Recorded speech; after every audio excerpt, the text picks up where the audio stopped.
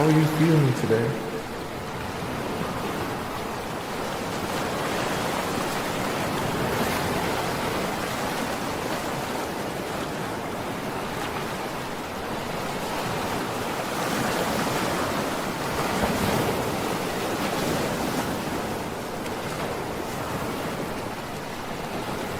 Do you feel fulfilled in life?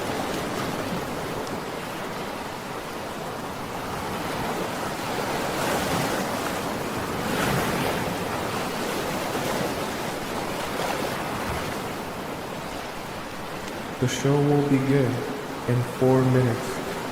Are you ready?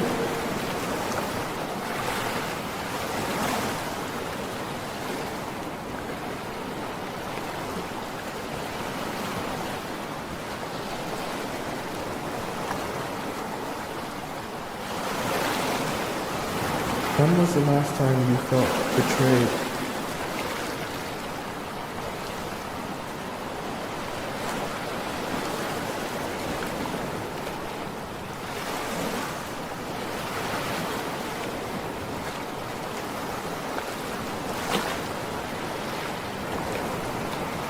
When was the last time you felt loved?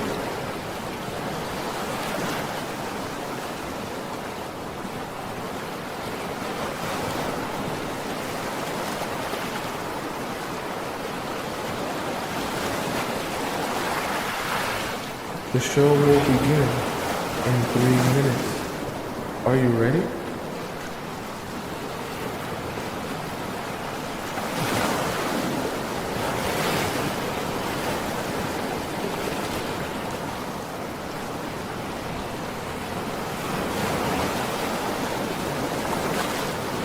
What did it feel like to be in love?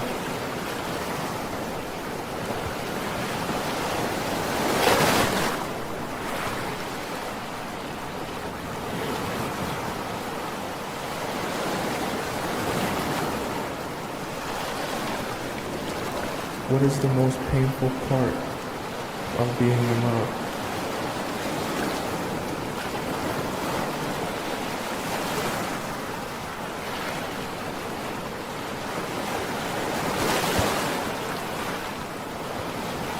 The show will begin in 2 minutes. Are you ready?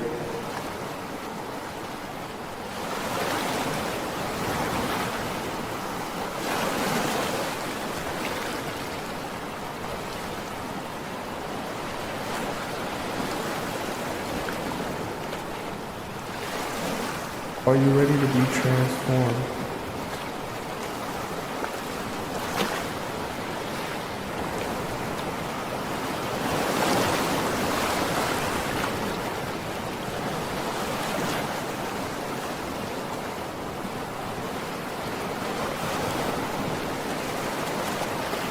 Are you ready to make a change?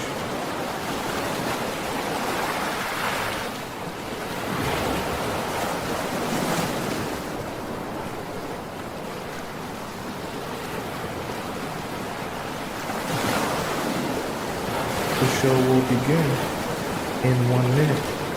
I hope you're ready.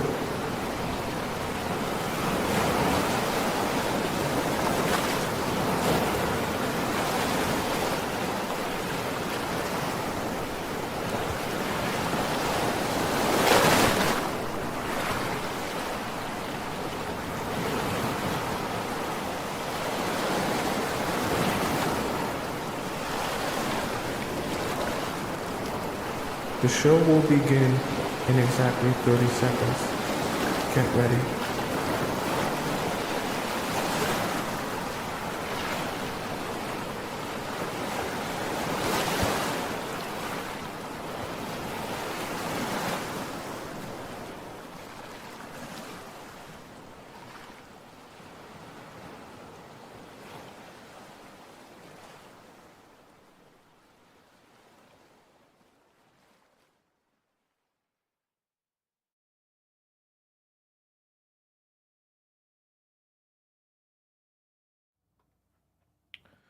What if I told you that it's possible to keep a man interested in you without ever even sleeping with him? What if I also told you that the entire concept that men will only date you if you first give them what they want from you is completely false if you learn this very important strategy? If you want to know what that strategy is, then join me on today's show where we'll be discussing how to keep a man interested without sex. That way you never again have to be in fear of losing the man of your dreams simply because you won't open your legs wide open for him. Welcome to the Players Club. If you're paying attention to me and everyone else in the live stream, please say here present so that I know you're here present and actively participating. Welcome to the show, chat. Sorry about the difficulties. I had to restart my internet. I knew it was going to be wonky, so I wanted to restart it before we even got started on the show. But we're here now and we're ready to go. Let me know in the chat as we introduce ourselves and welcome all you beautiful people. Let me know how your weekend was, okay? Who we got up in the chat here? We got Adorable here. We got Mama here. We got Alexandra here. Bree is here. Chastity's here. Maria is here. Z is here. Go Plants is here, one of our generous donators in the TikTok chat. Welcome all of you in the TikTok chat. Who we got over in the YouTube chat? I see YouTube chat really wants this topic today. I can see you guys are very excited. Who we got here? I know Tracy Niles was here from the very beginning before we even got started in the first little stream there. We got Kayla here as well. We got Great Fortune Cookie, one of our amazing channel members. Mary Kim is here. Flower is here. Cecilia is here. Who else we got here? M92 Nix is here. Crystal, one of our amazing channel members, is here. Welcome all you beautiful souls. So good to see you. Nicole Cottom, one of our most generous and amazing channel members. And of course, we have Missy America holding down our chats here as our principal, okay? How was your weekend? I was going to say ladies and gentlemen, but it's just ladies, okay? How was your weekend? I hope you guys had some fun. Tell me some of the things that you guys did. You guys know it's Monday, so we didn't get to spend the weekend together. Some of you guys be messaging me. You'd be like, oh, do we have a show today? No, weekends is off. I need to give you guys a little bit of a break from me so you guys are able to actually implement what we are going to be discussing, okay? So this is actually a really important show. And if you are all in, I would hope, okay, that all of you beautiful people are in our Discord, because this is actually a show I watch and I see everything, okay? I might not respond to everything, but I see everything, okay? I'm all knowing, I'm all seeing. So this is actually a piece, a topic that I wanted to discuss because I've noticed a theme of questions coming from all of you that you guys are very curious about. So I thought this is a topic that definitely should be covered.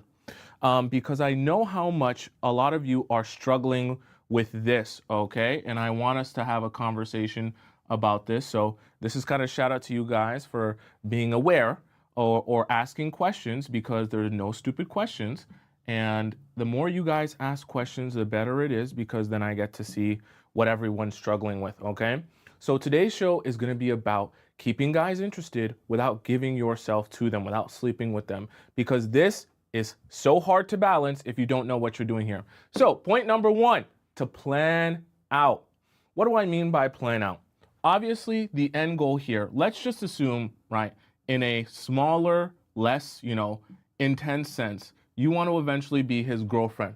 The reason I say be his girlfriend as the end goal, obviously, most of you want to get married, except for maybe a few of you. But the reason I say girlfriend is because once he actually commits himself to being your boyfriend and he goes out into the world and acknowledges he's your boyfriend, there's a lot of things that let's make sure, let me see here.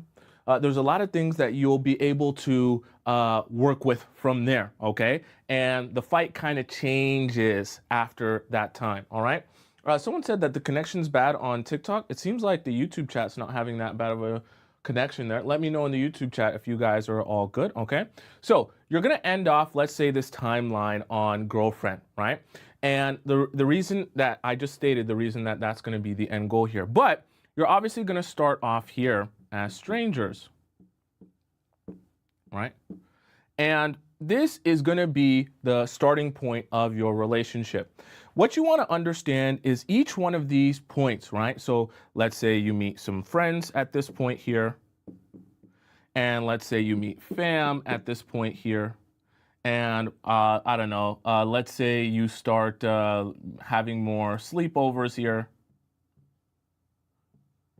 And at each one of these points, right, things are going to escalate more and more and more as time goes on. Okay, there's nothing wrong or strange about that.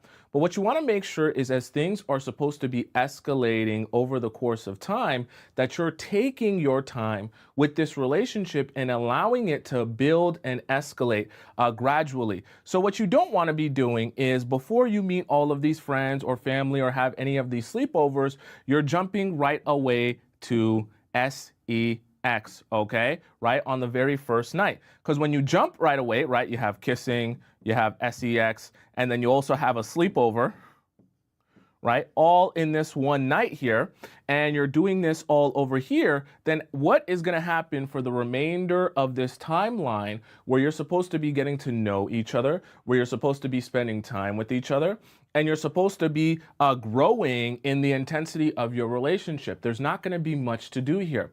And so a lot of times, some of you might think, oh, well, Tomisin, I lose out on guys if I'm not going to sleep with them on the very first night, or if I don't sleep with them as soon as possible. You can also lose out on a lot more guys by sleeping with them as soon as possible, and then you have nowhere to go in terms of the intensity of your relationship after a while, okay? And we don't want that for you. Let me see if I can just disconnect that and reconnect that, if that works, okay? Let me know, TikTok chat, if you guys continue to have a glitch, because YouTube chats for some reason is going perfectly fine. So the reason I say that, we don't want you doing this anymore, right? We don't want you doing the kissing, the touching, the sexing right before you do any of this other stuff that you're going to plan out. So what you're going to do instead is, instead of doing all that on the very first night, what we're going to do is we're going to space things out for you, and we're going to do things like this, right? So let's say on the first couple of dates, we just kiss, okay?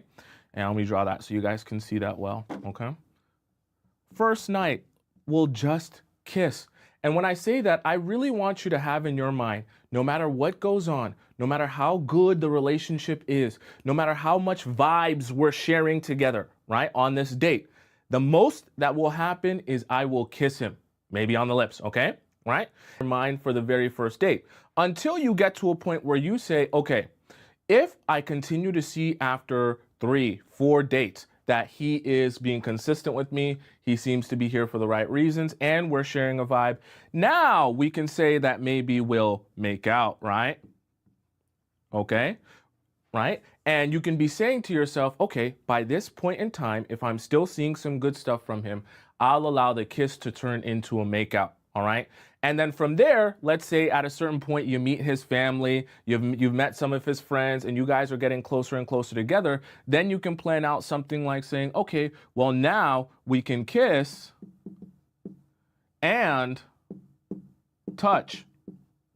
You know what I mean, right? The kissing and the heavy petting. So the reason I say this, right, you can be autonomous enough to kind of move and change these around as you see fit, right? The makeout might come a little bit before you meet the friends, right? Or if you want to be take it really slow, you might have the friends come before the makeout, right? But the reason I say this is because every chance, through every stage, you want to be leaving some on the table. There should never be a time where you say to yourself, okay, in this night, I'm going to be doing kissing and touching and making out and this and that. Or you should never be going on your date without a ready-made plan of what the set limit is, how far you're going to go. I know this doesn't sound like love. Okay, I know it doesn't sound magical. I know it doesn't sound like a fantasy or like a Wattpad story, but it will get you where you want to go. If you do not do the job of planning out the timeline, right, meaning how much am I willing to go at this certain stage in our relationship and where is the cutoff point? If you don't plan that out ahead of time, you will go into your dates just based off of feeling. And when you go into your dates based off of feeling, if he makes you feel good, then you're going to be thinking immediately about how to make him feel good. That's very bad. You might think that's good, and that sounds like love, but it's very bad. Because once you make him feel good, you'll be like, damn, that was night number 1. What am I supposed to do up until I become his girlfriend? Please never forget this. I'm here to help you understand this and remind you of these certain things. Your leverage, part of your leverage as a woman, is the fact that he wants something from you. And what he wants from you is what's in between your legs, okay? That's not all he wants, but that is part of why he's pursuing you, his attraction to you. So I say that to say, if you don't make sure to take care of that pace, okay, and you just don't care about the pace, you just do whatever you want, right, instead of making sure that that's taken care of, then you'll end up in a very bad place. So please, please, you must plan this out. Now, we're going to talk about all the other things that are going to go on in terms of planning this out, but you gotta make sure you're taking care of this and not just doing whatever, whenever, however you feel you must do it. Set limits for yourself on how far you want to go with this, and don't go above those limits, okay? And refer to our other show where we talked about how to avoid sex if you know you're someone who finds it very difficult to say no. Because if you're someone who can't just kiss or just make out without it turning to kissing and touching, without it turning to your pants come off, without it turning to him sleeping with you, then you need to start thinking about how can you avoid putting yourself even in a setting or a place where this could possibly happen. That's part of strategizing, and that's part of planning things out. If you find it difficult to say no when you're really turned on, when you're really horned up, then you want to put yourself in a position where you have no question, or you have no ability to say anything but no, because it's not even a place where you're going to be able to sleep with him, i.e. a public date, i.e. walking, in a park. Hopefully you wouldn't be willing to do it in a park for the first time, right? Or just places like that, right? Not isolating yourself in a car, or isolating yourself in his house, or in his bed, under his sheets, in a place where you might say you want to say no, but by the time he gets you horned up and feeling good, all of a sudden you're making mistakes. We don't want that, okay? Is it still glitching for you guys on TikTok there? I see on YouTube you guys are having no problems there. Maybe I'll end the stream on TikTok and I'll restart it there for you guys. See if that changes anything for you beautiful people, okay? I'm not going to end the stream for the YouTube people. I'll just restart it there. Okay, I restarted the stream for them on TikTok. All right, let's hop into number 2, okay? Number 2, very important. By the way, does this make sense to you guys so far? Why this is so important? Okay. Sorry, yeah, TikTok is TikTok. It's a very tough platform to deal with sometimes, but it's not my internet, because my internet is perfectly fine. The YouTube chat is perfectly fine as well. All right. Okay. Number 2. Please. Now let's get into the nitty-gritty of what you're going to be doing here and why.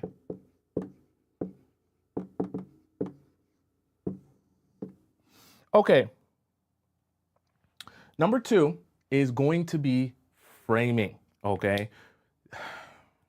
If we have to call a stop pooping time, if we have to call a time where I want you paying attention and I want you to take your hand out of your pants if you're laying in your bed, this is the time. I want you paying attention here. I know the TikTok chat is just rejoining back in. I want you paying attention here. I want you looking in my eyes, and I want you here and present, because this is such an important part of what you're doing to keep men interested in you without pineapples. Okay, so I'm going to give you a little bit of an analogy that we're going to kind of study together, and I want your opinion on because this is going to help us understand what we're trying to do here. All right.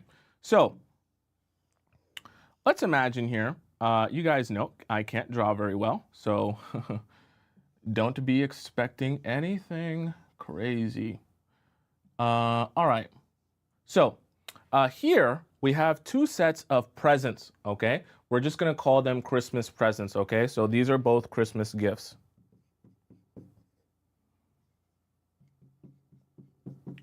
Now, these 2 sets of Christmas gifts, we're gonna kind of create a hypothetical scenario, and then we're gonna discuss this hypothetical scenario, and I want you guys to tell me how you feel or what you think about this hypothetical scenario, and how you would respond, okay? So let's imagine me and you were friends. And me and you, in our friendship, we decide that this Christmas we're gonna be exchanging Christmas gifts. We want to make sure both of us, have our little Secret Santa thing going on in our friend group. And me and you decide that we are going to exchange gifts. I'm going to give you one and you're going to give me one. So we're sitting at the Christmas tree exchanging our gifts for our Secret Santa, okay? And when I open your gift, you decided to get me something really nice. You got me a Van Cleef bracelet, okay, right? You did something really nice for me. You're like, oh, Tomisin, you're my favorite streamer. I love you so much. I love spending time with you. You give me so much great advice. So I decided to get you an awesome, amazing Van Cleef bracelet, all right? So we'll just put the little symbol thing here, right? And that's my little Van Cleef bracelet that you got me. Okay, amazing. And that Van Cleef bracelet cost me, how much does a Van Cleef bracelet cost, Chad? I don't even know how much they cost, right? It cost you $3,000, let's just say, all right? So you decided to get this for me because you care about me so much and you're like, oh, I can't wait to see your present, all right? And in my amazing present, when you finally open it, right? You see this amazing present after you got me that $3,000 Van Cleef bracelet. And inside that box, when you open it, is a couple of black rocks. Yeah, just some black rocks sitting in the box, literally. Okay, exactly like this. Just black rocks there. And I want you to tell me, chat, all right, if you got me a Van Cleef bracelet, right, a $3,000 Van Cleef bracelet, and I got you some black rocks for Christmas. We're besties, right? Tell me, would you feel good about that or would you feel bad about getting that present, okay, right? Would you be upset about getting that type of present from me? Or would you be like, it's okay, I understand, maybe you just, that's all you could get from me is the black rocks. Okay, that's where I want you guys to participate because maybe some people like nature, so maybe the rocks isn't that bad of a thing. I want you guys to tell me, how would you feel about getting those rocks for me for Christmas after, you got me that $3,000 Van Cleef bracelet, all right? Bree says, I'm gonna be hot, okay. Great Fortune Cookie says, thank you so much, black rocks, oh my God, right? Someone says EMF resistant black rocks are more than that. Okay, interesting. Right? Someone said, so Nicole said, I would ask you if you wanted a whooping. All right. Someone said, how funny, where's the diamond? Okay, I'd rather get nothing. You guys are funny, okay? So the reason I asked that, okay, and I want to point this out, is because this is very interesting. Now, tell me how you would feel, okay? I want you to participate, actually. Tell me how you would feel, whether you would feel better or the same or worse. If I told you that these aren't just random black rocks, I went looking for specific rocks from the Himalayan mountains, okay?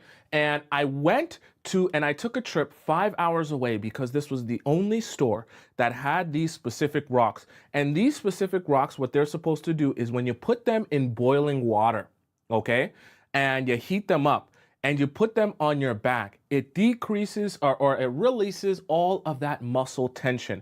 Because I know you've been going to the gym, you've been squatting like 3 plates.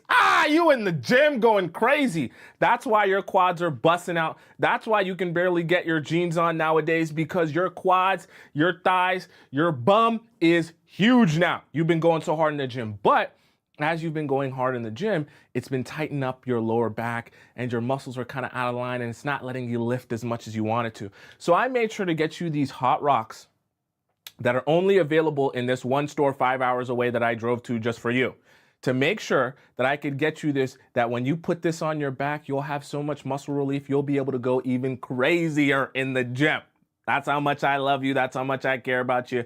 That's how much I'm thinking of you. Now tell me in the chat, after I explain to you why I got you these black rocks and what they actually do and the purpose they're supposed to serve, will you feel better about receiving those black rocks from me? Or will you be like, still, they're just black rocks, okay? Tell me in the chat, you're gonna feel better about them, right? After I explain that to you, or are you gonna be like, I really don't care, they're just black rocks, who cares, right? Assuming that your muscle spasm and your muscle lower back situation has actually become really bad, all right? I want you to really put yourself in that position, okay? Someone said, no, I wouldn't feel better. And some people say, yes, Ivy says I would feel better. Okay, someone else says I would feel better, okay? right? I see some people saying no. Some people said I feel a little bit better. Okay, so Flower said they're still just black rocks, right? Someone else I said I'd be a little bit more appreciative. Okay, so the reason I asked that question, okay, is because I want you to see how important framing can be to any relationship or situation, okay? And the way I kind of want to use that as an analogy is because for you, in your situation with the guys that you're dating, especially when you're not giving them sex, when you're not sleeping with them, this can become a very insecure time for men, especially as time passes, because they're using you and your desire to sleep with them as validation to whether or not you actually want them and are attracted to them, right? That's their assumption. They must not be good enough or doing good enough if you're not sleeping with them. However, you don't want to give him the ultimate source of reassurance and validation through sleeping with him, because after you give him that, then all of a sudden there's nothing left to give. There's no more leverage that you possess. So what you want to do is you want to make sure from the beginning, before you even go down the road of, holding out sleeping with him, right, and pacing yourself in this relationship, you want to make sure that you frame this with your own narrative. Narratives in relationships and in all situations, whether romantic or platonic, are so important. You need to control this narrative. And the narrative in this case is you don't want it to come across as if I'm not sleeping with you because I don't like you, I don't want to be with you, or I'm using you and taking advantage of you. Okay, so I'm not sleeping with you, right? Because I'm not attracted to you and I'm just allowing you to date me and take me out on dates and spend money on me without ever a possibility of you actually being able to be with me, type of thing. The reason I say that is because this period in time, when you're not sleeping with a man, can make him so insecure that he can start to feel like he's actually not getting anywhere in the relationship or going to get anything from this relationship, that he's just going to continue to invest and invest and invest with no end goal in sight. So I know in your mind, you're thinking to yourself, well, Tomisin, I'm telling you that I like this guy and I want to be with this guy and I will eventually sleep with him. But the problem is, if you don't continue to set that framing of what you're trying to shoot for and what the goal is, he'll forget or not realize that, there's more to the relationship than just what's happening right now. And he'll start to build narratives within his own mind that the reason you're not sleeping with him is because you're not attracted to him. And that's going to start to become demotivating for the men. And they're going to stop pursuing you because they think that you're not even attracted to them anyway. So why are they trying so hard to be with you? So the reason that I want to bring this up is because I want you to understand for yourself at the very beginning, you want to frame the situation like this. Me and you are working together to get ourselves to the specific point of being in a long-term relationship. And I'm assuming you as well, that you're invested in this, we want to have the best possible relationship that we can have.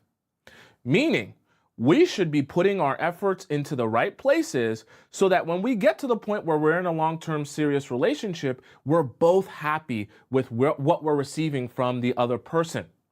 When someone approaches you because they want to date you, if they're serious about it, that's something that becomes undeniable. We're working together so we can have a better long-term relationship so that you can be happy and I can be happy. Who's going to say no to that? This is why the framing is so important, because at the beginning, from the very start, you can start framing it as the reason I'm not sleeping with you is not because I'm not attracted to you. The reason I'm not sleeping with you right now is because I want to make sure that we cover all of the other aspects of our relationship, build our bond together, build our understanding of each other, know what each other's kinks are. And once we understand what we're really about and we really get a grip on each other, right, emotionally, and understand what this relationship is, it will make us so much closer and bond us so much more that by the time we do sleep together, it will be so much more magical, so much more amazing. And it will be like fireworks for the both of us. You're gonna bust crazy nuts. You're gonna pass out after you bust this nut, and I'm gonna go crazy. My legs are gonna be shaking, and I'm gonna be squirting everywhere. Okay, that sounds kind of graphic. Okay, I hope the 20 under people are gone. But you get my drift. And so now what you've done is, it sounds silly, but you set the stage and you framed it in a way where I'm not sleeping with you because I don't want to or I'm trying to use you. I'm not sleeping with you so that when we do sleep together, it's even better. Now, you've basically put him in a position where how can he say no to that? You've not denied him sleeping with you. You've just said, oh, we're going to make sure we do this right. And us doing this right is getting getting through all the other aspects of our relationship to make sure when we do it, it's amazing for both of us. You don't want it to be awkward. I don't want it to be awkward. And this is where you can kind of add sauce to it. There was a guy that I was dating, and I'll be honest with you, I dated him, and when I dated him, we kind of we didn't really work on all of those other aspects, and the sex with him, it was awkward, it was weird, and I didn't want to say anything because I felt awkward and I felt weird, but we had a good connection outside of that, and I don't want that to happen again. See, this is a good thing. I know it sounds very silly, but when you can even throw in a situation, I don't want awkward. Do you want awkward sex? That's weird. I don't want to be disappointed. Do you want to be No. So let's make sure we get good at understanding each other, building our connection so that our romance is there and our intimacy is there even outside of penetration, so that by the time we actually get to that, we're all comfortable, we're all on the same page, and we know what each other likes. I want to learn you and study you, and I want you to do the same for me, okay? That framing is about teamwork and working together to get to one particular goal, okay? And that framing will drastically change how that guy receives that. The same thing in our analogy here, right? The hot rocks, the hot black rocks were just black rocks until I framed it in a way and helped you understood how I drove 5 hours away to get these hot rocks for you because I know how your back situation's been and I want to make sure that your back situation gets better. So I went to find this specific solution just for you because of how much I care about you. That framing changes how you feel about receiving those black rocks. But that doesn't actually change the fact that they're just black rocks, okay? And that's the same thing in your relationships with these guys. It doesn't change the fact that you're not going to sleep with him right now and that you're planning this out and you're creating your own personal timeline of when you're actually going to give him each individual thing and how long it's going to take for you to have to see things from him before you actually commit yourself to doing that. But what does change is the way he receives that. Meaning when he actually, doesn't get to sleep with you, instead of him thinking to himself, oh, it's because she's not attracted to me, he starts to think to himself, oh, it's because we're working on these other aspects of our relationship so that when we sleep together, it's amazing because of how much he wants this to work. Okay? Right? Marizia says, oh, you don't actually know until you actually do it, you don't actually know. I mean, theoretically, yes, true. But would you rather spend your time creating and cultivating a relationship with a man and then sleeping with him afterwards, right? Or would you rather sleep with him very, early on and then realize that he's not right for you directly after sleeping with him very early on, okay?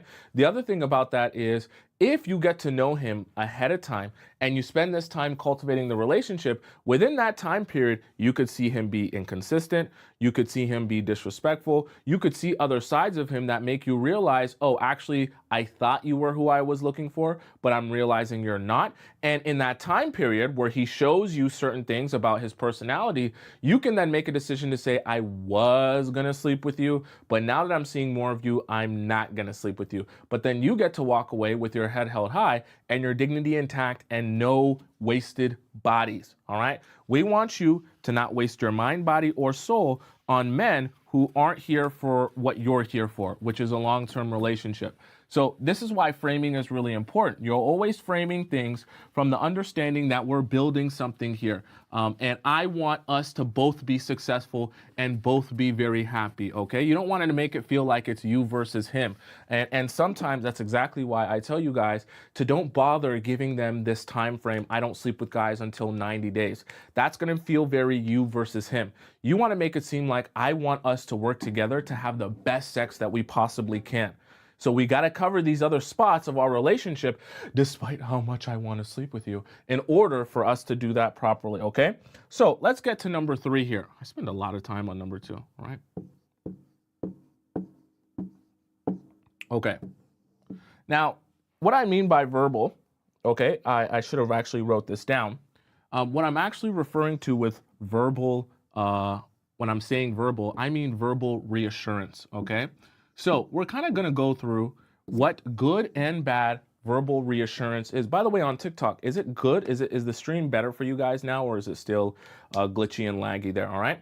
What I mean by verbal reassurance for men that you're dating in order to keep them interested without actually sleeping with them. What I'm referring to is that you want to make sure that you're on an ongoing basis reminding him that you actually do have attraction to him, you do want him, and you do want this relationship, okay? So an example of good verbal reassurance here would be telling him or reminding him that I think, right, I'm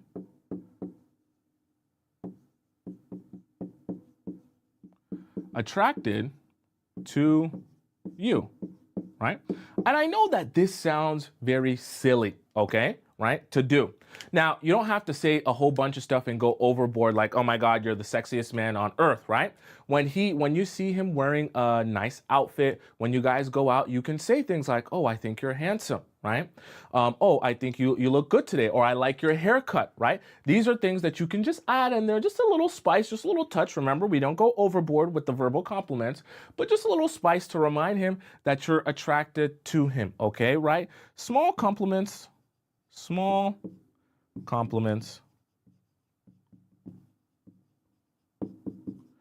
over time. And the reason I say that is because we don't want him, remember, the narratives are so important. We don't want him to ever get the opportunity to build this narrative in his mind that the reason you're not sleeping with him is because you're not attracted to him or because you're using him, okay? So another example of verbal reassurance that's good, right, would be you reminding him how much I love what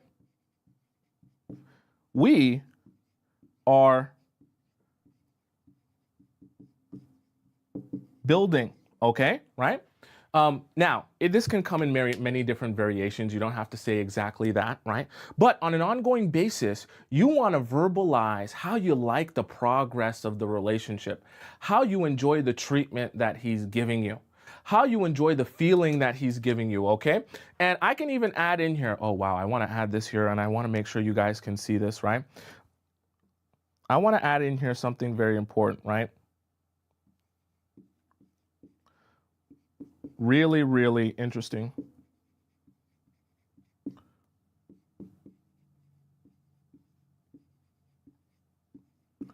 I want to add in here at the bottom. Can you guys see that? You guys might be able to see that. Oh well. Okay. I'll make sure that you guys can see it in the post-edited version. Okay. At the bottom, I added in here, good treatment turns me on, right? Because remember, you don't always just want to be complimenting his haircut or his t-shirt and things like that, right? Good to compliment his physical appearance every now and again, but what you want to compliment or you want to say that verbalize that is turning you on is the treatment that he's giving you. I know it sounds silly, but that's the thing you want him focused the most on giving you in order to turn you on, in order to get you going, okay? I'm the most attracted to you when I see you do this, right? So for example, when he opens the door for you, when he gets you flowers, when he does these kind things that are thoughtful for you, right? When he goes to the store and gets you your favorite drink before you have to go for a meeting or something like that, this is where you verbalize, oh my gosh, your treatment of me actually turns me on. Right? And you can even make it seem like, oh my God, I'm so weird for that, aren't I? When you did this thing for me, it actually got me going more, right? It actually turned me on. I don't know why it did, but just seeing you be so manly and take care of things like a man just gets me going, right? That's the way you want to verbalize all of this because once again, you're making him feel like, oh, you're not sleeping with me because you're not attracted to me. And you're also not sleeping with me because you're trying to take advantage of me or just get me to spend money on you with no end goal in sight. You actually like me. You actually want to be with me and you actually are enjoying building with me, right? That's why I said I love what we're building. because it reminds him that this is all going towards an end goal, that you guys are eventually going to have the most amazing sex after you build all these other aspects of the relationship. I know that it sounds like he should already know that and he should want to invest in me regardless, but it's a good reminder because just like you can overthink, the men can begin to overthink. And when you have so much leverage like this, men can easily overthink. So what's an example of bad verbalization, right? So bad verbalization would be, oh, I'm not sleeping with you.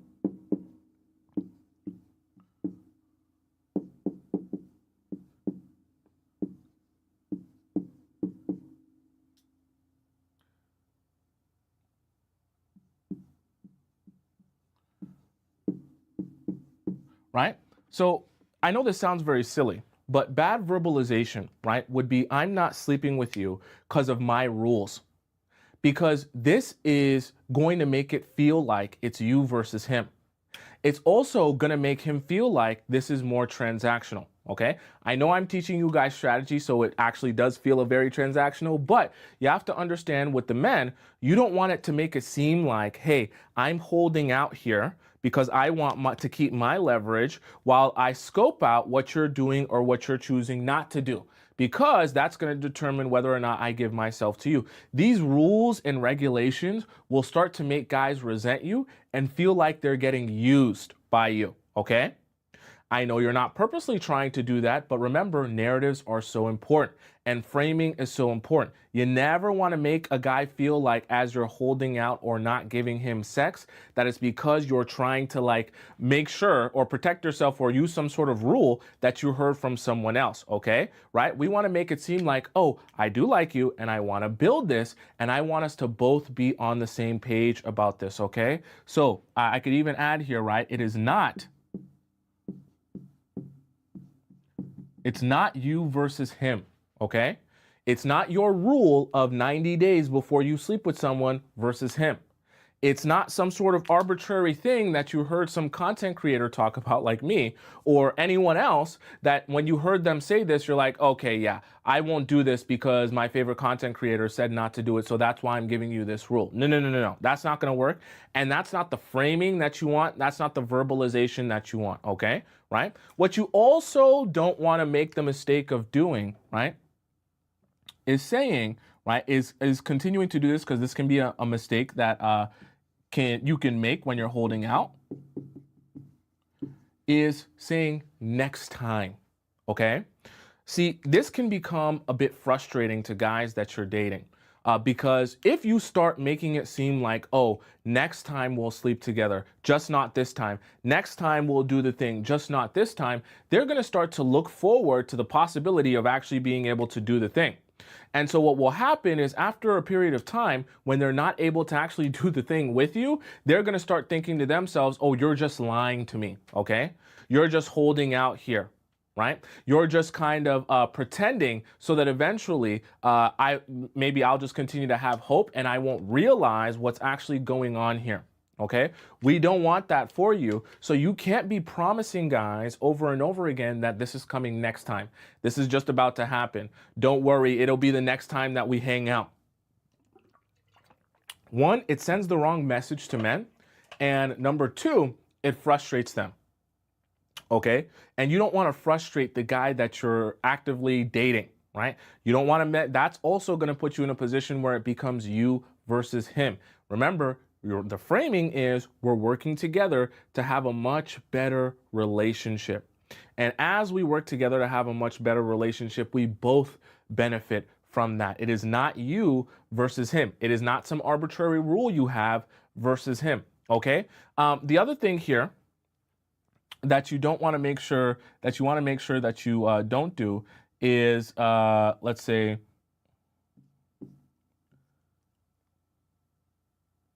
I want to make sure I say this the right way. I was gonna put one, but I think that one will confuse you guys. But let's leave it at these three for now. That you don't want to make it you versus him, and you don't want to make it seem like next time is the time that it will happen, right? That is not the reassurance that you want to make him feel, okay? Because that's going to become confusing and then also frustrating to guys. okay? And you don't want to frustrate them. You don't want to confuse them. You don't want to put them in a position where they feel like, oh, this is a game that we're playing, okay? Actually, I'll even add that. I'll add this part, right? You don't want it to feel like a game, right?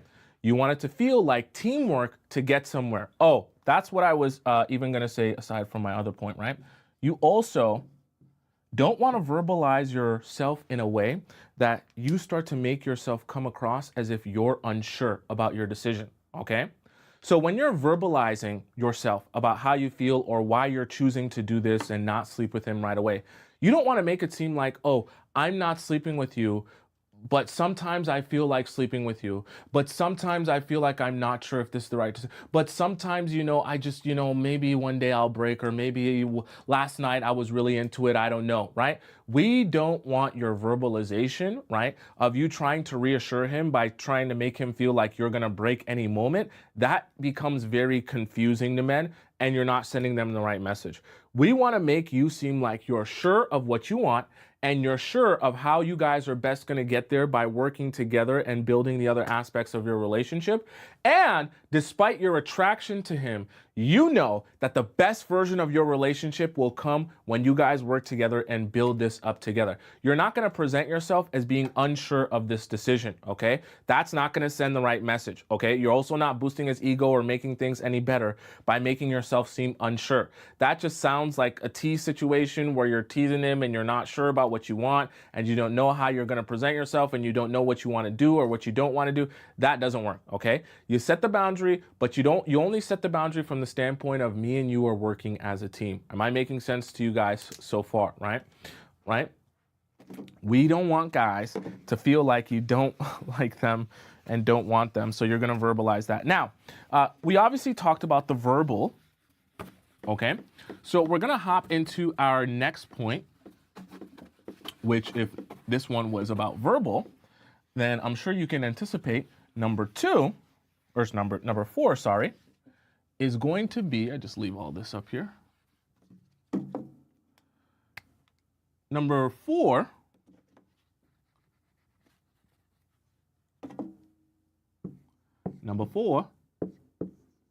is going to be about the body, right? So specifically, what I'm referring to is the body reassurance that you're going to give him physically to tell him or let him know that you are indeed attracted to him, you do indeed want him. Why did I draw my good like that? And you do indeed like where this is going, right? You're not using him, and you're not holding out on him for some arbitrary reason like a 90-day rule, okay? We don't want you to present yourself like that to guys. It's very off-putting, okay? All right, so how do you do body or reassurance, physical reassurance, the right way versus the wrong way? This is one that becomes very easy to not realize what you're doing, and you can make mistakes in either one of the extremes. You can either make the mistake of doing this in a way that actually you start sleeping with him, or you can do this in a way that's wrong and just sends the wrong message, okay? So what's a good version of physical reassurance, okay, right? In the way that you look at him, right? Your look / your gaze, right, can communicate to him a lot of either interest or disinterest in him and this relationship, okay? So the reason I say that is because you want to make sure throughout your relationship with him that there's a healthy amount of eye contact when you guys are talking and having conversation, especially when you guys are in an intimate setting, whether it be just you and him or out in public. The reason I say that, and you might think, well, Tomisin, eye contact is such a basic thing. Why would I care about that in terms of keeping him interested? Remember, when we talk about flirting, and we talk about the dance that you'll play with someone in terms of that energy, that flirtatious vibe, that seductive vibe that you want to give off. We want you to be on an ongoing basis giving off a seductive vibe to the guy that you're dating and talking to. We don't want him, remember, to build a narrative in his mind that you're not sleeping with him because of your disinterest in him. Okay, right? So we also want to do what we can refer to as small touches, right? So this is something that you can get good at understanding as you understand your man. So what do I mean by small touches? Every guy's a little bit different. Some guys might be really into head rubs, Okay, they like to get their hair petted and things like that. Some guys, they like it when they can be driving in the car and then you can have your hand on the back of his neck, just kind of stroking his neck and the back of his head there. That's really soothing for him. Some guys like it when they can get back scratches or back tickles, however you guys want to describe it as, okay? And these are the type of things that as you learn, the little intimate ways you can show him that you care, appreciate him, and have some sort of physical attraction to him without actually making out with him or taking your pants off, those are always great, okay? Right? So we want all of these small touches and small demonstrations of intimacy, whether you want to do it in public or in private, to communicate, I am attracted to you. I do like you. Physically, okay? So the reason that we're not sleeping together is not because of a lack of my attraction. Someone said ear kisses. Okay, sure. If that's your vibe, okay? I think in my estimation, the best ones are all of these small touches, whatever his thing is, okay? Right? It could even be, you know, something like when you guys walk, you hook your arm into his and you hold on to his arm, okay? If you guys aren't holding hands or whatever the situation may be, right? You get an understanding as you start dating him what the small touches that works for you, that's natural to you, and that he enjoys as well can be that you guys can do at all points of time. Because this also communicates to him, oh, she's attracted to me. She likes me, okay? She's into me. It's not just me dating her, courting her, taking her out, spending money on her, but she doesn't sleep with me because I'm just here being used like an idiot, okay? These are the type of things that guys, when they receive that, they say, oh, okay, she must like me. She must be into me or else she would never do these things, okay? So what's an example of bad touches, okay? Right? So I'm sure you guys can kind of guess this, right? Hand in pants, all right? An example of bad versions of physical touch, all right? Anything that relates to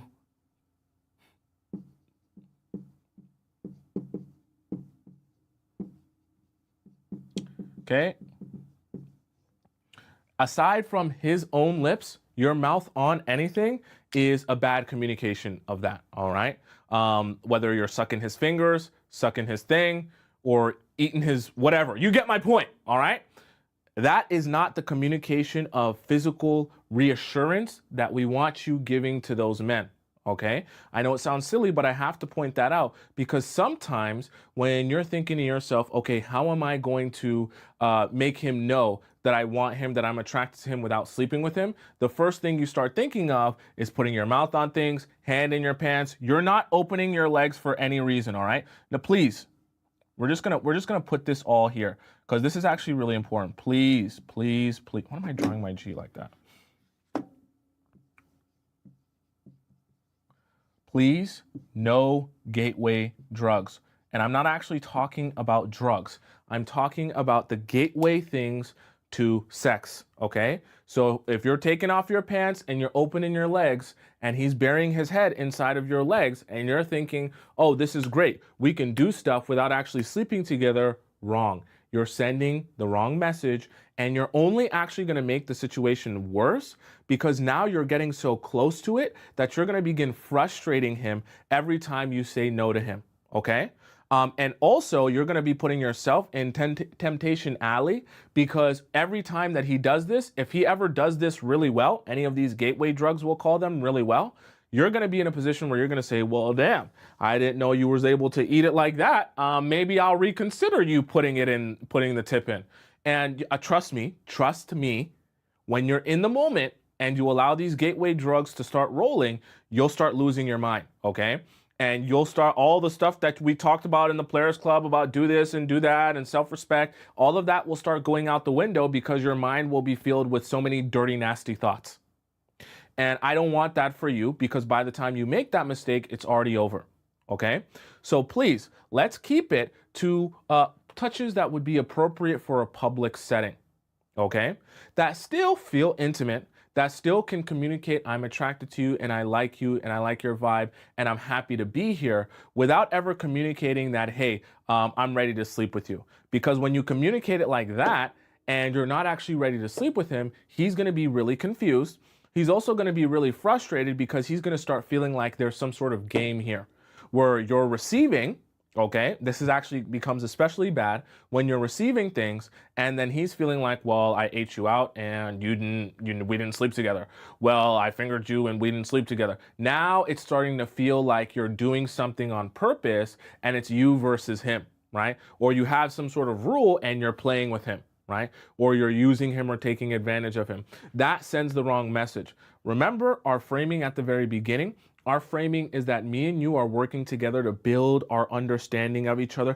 Let's talk to me about your kings. Tell me about who you are as a person. Tell me about what you enjoy, what you don't enjoy. Tell me about how you like intimacy, what you hate about it, what's awkward for you, and all the things, right, in your relationship as you learn each other, and even as you learn each other in a intimate level without actually doing it by having conversation, that also aids in your understanding of each other as human beings, that by the time you actually sleep together, it's way better for both of you. And someone who's invested in you in this relationship long term can't argue with a strategy that's meant to benefit both of you to eventually have better sex. Are you following me? And why this is so amazing and powerful when you start off framing it like that? Because it's hard to say no to that when that person is basically saying this is meant for me and you to have a better endpoint. Okay? So we talked about verbal reassurance. We talked about gateway drugs. And you want to keep your hands out of pants. Okay? You want to keep your pants on. We want to make sure that you're not unbuckling anything or unbuckling anything of his. All right? So that we can hop into point number 5, which is one that I want to give to you guys as like a bonus thing.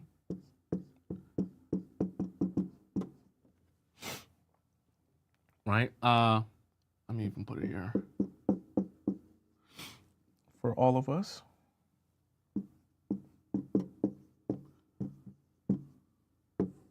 Okay, active experiences. Now, the reason I say active experiences, I've talked to you guys about passive experiences before and why I want you to avoid passive experiences, because active experiences are so great for getting men focused on the right thing so that they're not so focused on the wrong thing. So what do I mean by an active experience, right? Let's say you're here and this man is here.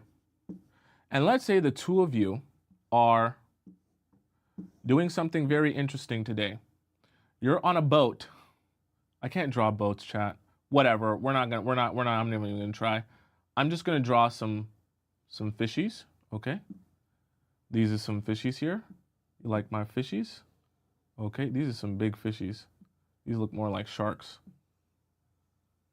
All right. Don't make fun of me. So you and him, let's say, are gonna go fishing, okay? And you guys go fishing and he's a really expert fisherman, all right? That's something that he really enjoys doing. So he takes you out and you guys go fishing together. Now, this can be time where you have conversation. This can be time where you get to know each other. This can be time where you spend some time, intimate together, but in a setting that requires active focus and to be present there, all right, in order to do the thing. The reason I bring this up, because some of you might think, Thompson, I would never go fishing in a million years. Why the hell would I be on a boat going fishing? I don't even go camping, let alone going fishing. I'm not going to be out in nature for a damn thing. The reason I say this is because it's even better if you can make the active experience something that he already enjoys. Because that means when you finally get there and do the thing, it's going to take up so much more of his focus because he enjoys doing the thing. And trust me, you want to get a guy distracted, because what I want you to kind of understand about men is sex is like energy. And for the men as well, when they really are hungry for sex, that's a lot of energy that actually can be channeled in different places. For those of you who are unaware, because you're obviously women, one of the things that men teach each other when we're talking about semen retention, okay? Semen retention just means retaining your seed as a man and not busting nuts everywhere in every woman or having sex with random people, okay? When men are practicing semen retention, one of the things that they're taught to do is whenever they feel that built up sexual energy, to channel it into another place. Whether it be, okay, you feel horned up like you want to watch some corn videos, you go right on, drop down, do 50 push-ups. You feel like you want to go and message this girl some horned up stuff, you go for a run, okay? Anytime you're feeling that energy inside you that you want to go and fall back and relapse, you go and you channel your energy into this. You channel your energy into that. So why do I say that to you? For you, this becomes part of your practice, is getting him to channel that energy that's so focused on getting after you sexually into other things, other avenues that also will take up his focus to the point where he'll actually forget how much he's trying to sleep with you, if that makes sense. But he'll still enjoy this time. So the reason I split these up here is because in a different sense, if you make the mistake of making the experience too passive, so for example, the experience here we'll just put is a movie, right? And that's all you guys end up doing rather than focusing your attention on what's going on the screen, right? This will be so passive that the two of you will just be focused on what's going on in between you, right? And you'll be focused on, this, and this idle time, right? This idle time between you guys is what's going to allow him to start making moves on you. Because that built up energy is not being focused anywhere except for on you sitting so close to him. And the fact that your dump truck is so big, and the fact that your jeans are so tight that he wants to feel up on you while you guys watch this boring movie, okay? So the reason I say that is because, one, you can bond with him so much better here. You can spend some time with him in a way that he really enjoys. And because he's enjoying this time so much, it's easier for him to forget the fact that he's not getting an opportunity to sleep with you. And these active experiences are even more amazing when they can happen outside of the house. Because now the possibility of him sleeping with you on the fishing trip is just very slim to none. But he has so much fun on the fishing trip because he enjoys the thing, not to mention, okay, this is a little bit of a bonus tip, not to mention the fact that because you go out and do some sort of active experience that he already enjoys, he gets an opportunity to teach you about this active experience, okay? You know how we have the term mansplaining? Nothing more you can do for a man than go out on an activity that he can teach you about the entire time. He'll be so drawn in by being able to tell you, oh, so this is how this works, and I'm going to show you this by this. Okay, so when you catch this rod, you want to take the bait like this, and you want to wrap the worm around this, and then you can do it out. Oh, you did a good job. So just make sure when you cast that net and you do that like that, he'll be so involved in teaching you about the topic that he knows so much about and he's so fascinated by, and you're a beginner actually showing some interest there. A lot of your dates, by the time they go 2, 3, we don't want to make them too long, 2, 3, 4 hours, however long, he'll forget the fact that this whole date he didn't get an opportunity to sleep with you because that energy he would have spent thinking about trying to make a move on you, he spent actually bonding with you and teaching you whatever it was, the activity that you guys were doing, okay? So I know for you, you might be thinking, but I don't really enjoy fishing, but you're doing something for yourself indirectly because all this time that he's spending around you, doing things that he enjoys doing, he's now associating you with all of the good feelings of doing the thing that he already enjoys doing, right? Number one. But also number two, he's actually becoming more and more distracted from the fact that your relationship hasn't taken that sexual leap. But not because he's frustrated. He's not frustrated by it. He's just spent so much time bonding with you over other things, okay? And you might think that that's silly, but trust me, try it. Try going out on an activity with a guy of something that he already enjoys, right? And this is where you have to get good at asking questions to understand what he actually enjoys. It shouldn't be very hard with most guys to understand what he enjoys. And if you can get a guy that's like into fishing, get a guy who's into sports, basketball, football, whatever it may be, okay, right? That's something active that you guys can do together. That's the first thing that, now obviously you're not going to ask him out on a date, but you suggest, hey, I would love to go fishing with you one day if we could. I've never done it before, but I would love if you could teach me. You want to know how fast a guy who's interested in you will take you up on the offer to take you somewhere where he loves spending his time with you? Trust me.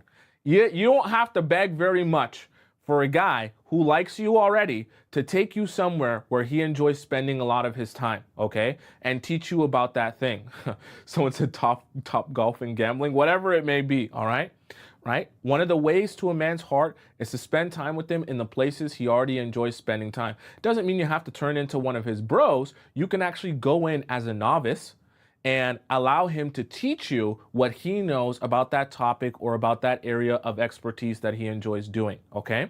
It's a perfect way to get him so focused on the activity that he forgets he's not getting an opportunity to sleep with you on those dates.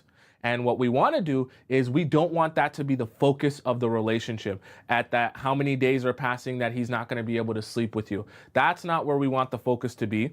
But with these passive experiences, that's the easiest time for guys to have their focus on, damn, we're sitting here watching a movie and I still haven't slept with her, right? Because they're not engaged in what's going on. So they take that energy and that energy gets focused into the sexual, okay? And we don't want that for you. Right? Does that make sense to all you so far and why that's so important? In those 5 there, okay? For those of you who missed any of the points here that we talked about in today's show, all of the points are available on my YouTube channel. Just go over to my YouTube, type it in.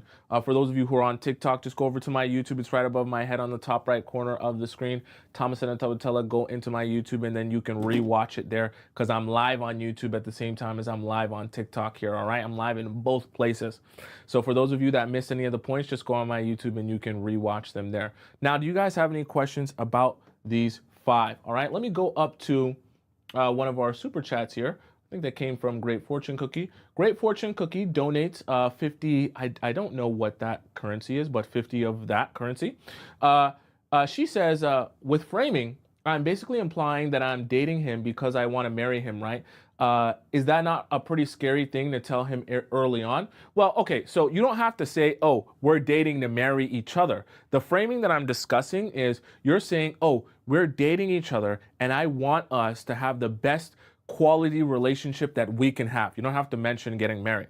And in the process of us having the best quality relationship that we can have, when we work together on all of the different aspects of a relationship, of our relationship, we get to a point where both of us understand each other better, are more comfortable with each other, know more about each other. And that makes the process of us finally sleeping together so much better for both of us, because of that understanding that we have and we've built over the course of time, right? You don't have to specify a time period and you don't have to specify it being a certain amount of weeks or months or anything like that. You just specify that you want the order of operations to be let's learn and grow together. That way, when we do sleep together, it's really amazing for both of us. Because what man is going to deny having a better sexual experience by doing some things first, rather than just having a horrible sexual experience by sleeping together without ever actually knowing what you guys want or into or like or anything like that, right? So the reason I say present it like that is because if this guy comes to you claiming that he's here for something serious, right? Because a lot of guys will claim that, you're kind of backing him into a corner. It sounds silly, or it sounds mischievous, but that's what we want. When guys come to you and they say that they're here for the right reasons, this backs them into a corner, because if they're here for the right reasons and you're framing it from a standpoint of this will benefit both of us in a long-term relationship, how can he say no to that unless he's going to admit to not being here for the right reasons? Do you see how that works? You're kind of taking what he says he's here for and you're using it as a strategy to say, okay, perfect. So now let's do something that both of us benefit from. Better sex, better experience, better connection if we just focus on these things first, right? How can you say no to that unless you only wanted to sleep with her? Okay, so let's go on to our next question here, our next super chat. Susanna donates $1.99 in the YouTube chat. She says, I just wonder if Tomisin's girlfriend watches his shows. Well, I guess you'll never know. Cece donates $5. She says, what if he lives 4 hours away and is driving to see me for the first date? Do I still keep the date only 2 hours? Okay. So you're referring to what I talked about, the timeline, right? The timeline of when you guys are going out on a date and I talk about keeping it only to 2 hours. Now, I will say driving 4 hours is a long time. And Obviously, we don't want to make him feel like he's driving 4 hours and then, he's barely even getting to see you. Okay. So I get the conundrum there. However, we also want to factor in how much time has been in this, how much time have you guys spent in this relationship? So, what I mean by that is you don't want to make the mistake of him driving 4 hours one time, the first time he does it. And because you feel indebted to him, you make the date last 8 hours. Okay. Still bad. What we want to do is we want to see him drive 4 hours for the 2 hour date the first time. And then we want to see him do it another time. Then we want to see what his level of consistency will be. Okay. Then you can start thinking, okay, maybe the next time I'll extend it a little bit. And the next time I'll extend it a little bit. Okay. You're never going crazy with this. But the first couple of dates, let him only get the 2 hours with you. The reason I say that is because there will, I promise you, I assure you, there will never be anything bad that comes from spending less time with a guy and having him want to spend more time with you. Okay? I know that it feels very strange to do, especially when you like someone, but remember, you're the woman. And you, as the woman, you want this man to pursue you. You want him to come after you, and you want him to desire you to continue progressing the relationship forward. So it's never bad for him to leave this date, drive back home, and him to say, damn, that 2 hours went by so fast. I need to see her again ASAP. That wasn't enough time. That's always a great place for you to be in. You always win in that scenario. The only time you lose is when he drives 4 hours and you say, I feel so bad for you coming and spending 4 hours. I'm going to let us have a date for 8 hours, or I'm going to let you sleep over. Then after he sleeps over, he drives back and he says, yeah, I drove 4 hours, but I spent, I slept over, I slept with her, we did some things, we did some other things. Now I'm good on seeing her for another week or so, right? Or maybe even longer. That's not good for you, right? And you don't win that way. So it's better for you, even though it feels painful, to say, yep, I know you drove 4 hours and I'm so grateful for you driving 4 hours, but my 2 hours here is up. And we'll be able to see each other another day when you have time and you want to go out on a date with me. And then you see what he does with that, okay? Because when you leave him wanting more, right, the chances of him coming back to you and saying, hey, let's plan our next date for next Thursday or next Tuesday or whenever is more likely than if you extend this time so long because he drove far. And then by the time, you extend that time so long, he no longer wants to see you in the next coming days, okay? Does that make sense? Right? Someone says bite-sized time. Precisely. Bite-sized time is good. It's always benefits you to keep it a little bit shorter. Let the men grow into their desire for you, and because of their desire for you, they continue to pursue you. All right. Karina says he drove 5 hours for me. Next time he wanted me to visit him. Okay. Depending on how long you guys have been in a relationship, that might be appropriate, or you might be in a place where, nah, he got to come visit you, okay, type of thing. It just depends on where the relationship is at that point, all right? Does that make sense? I went really long with this one today. I was going really in depth. Do you guys feel like you got what you needed from that and, understood that better?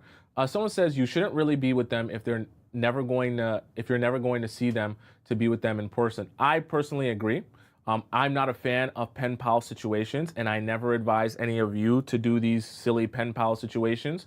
The reason I say that is because pen pal situations can just become a thing where you're thinking you're building something with him, and then physically he's building something with another woman that's closer to him, unfortunately.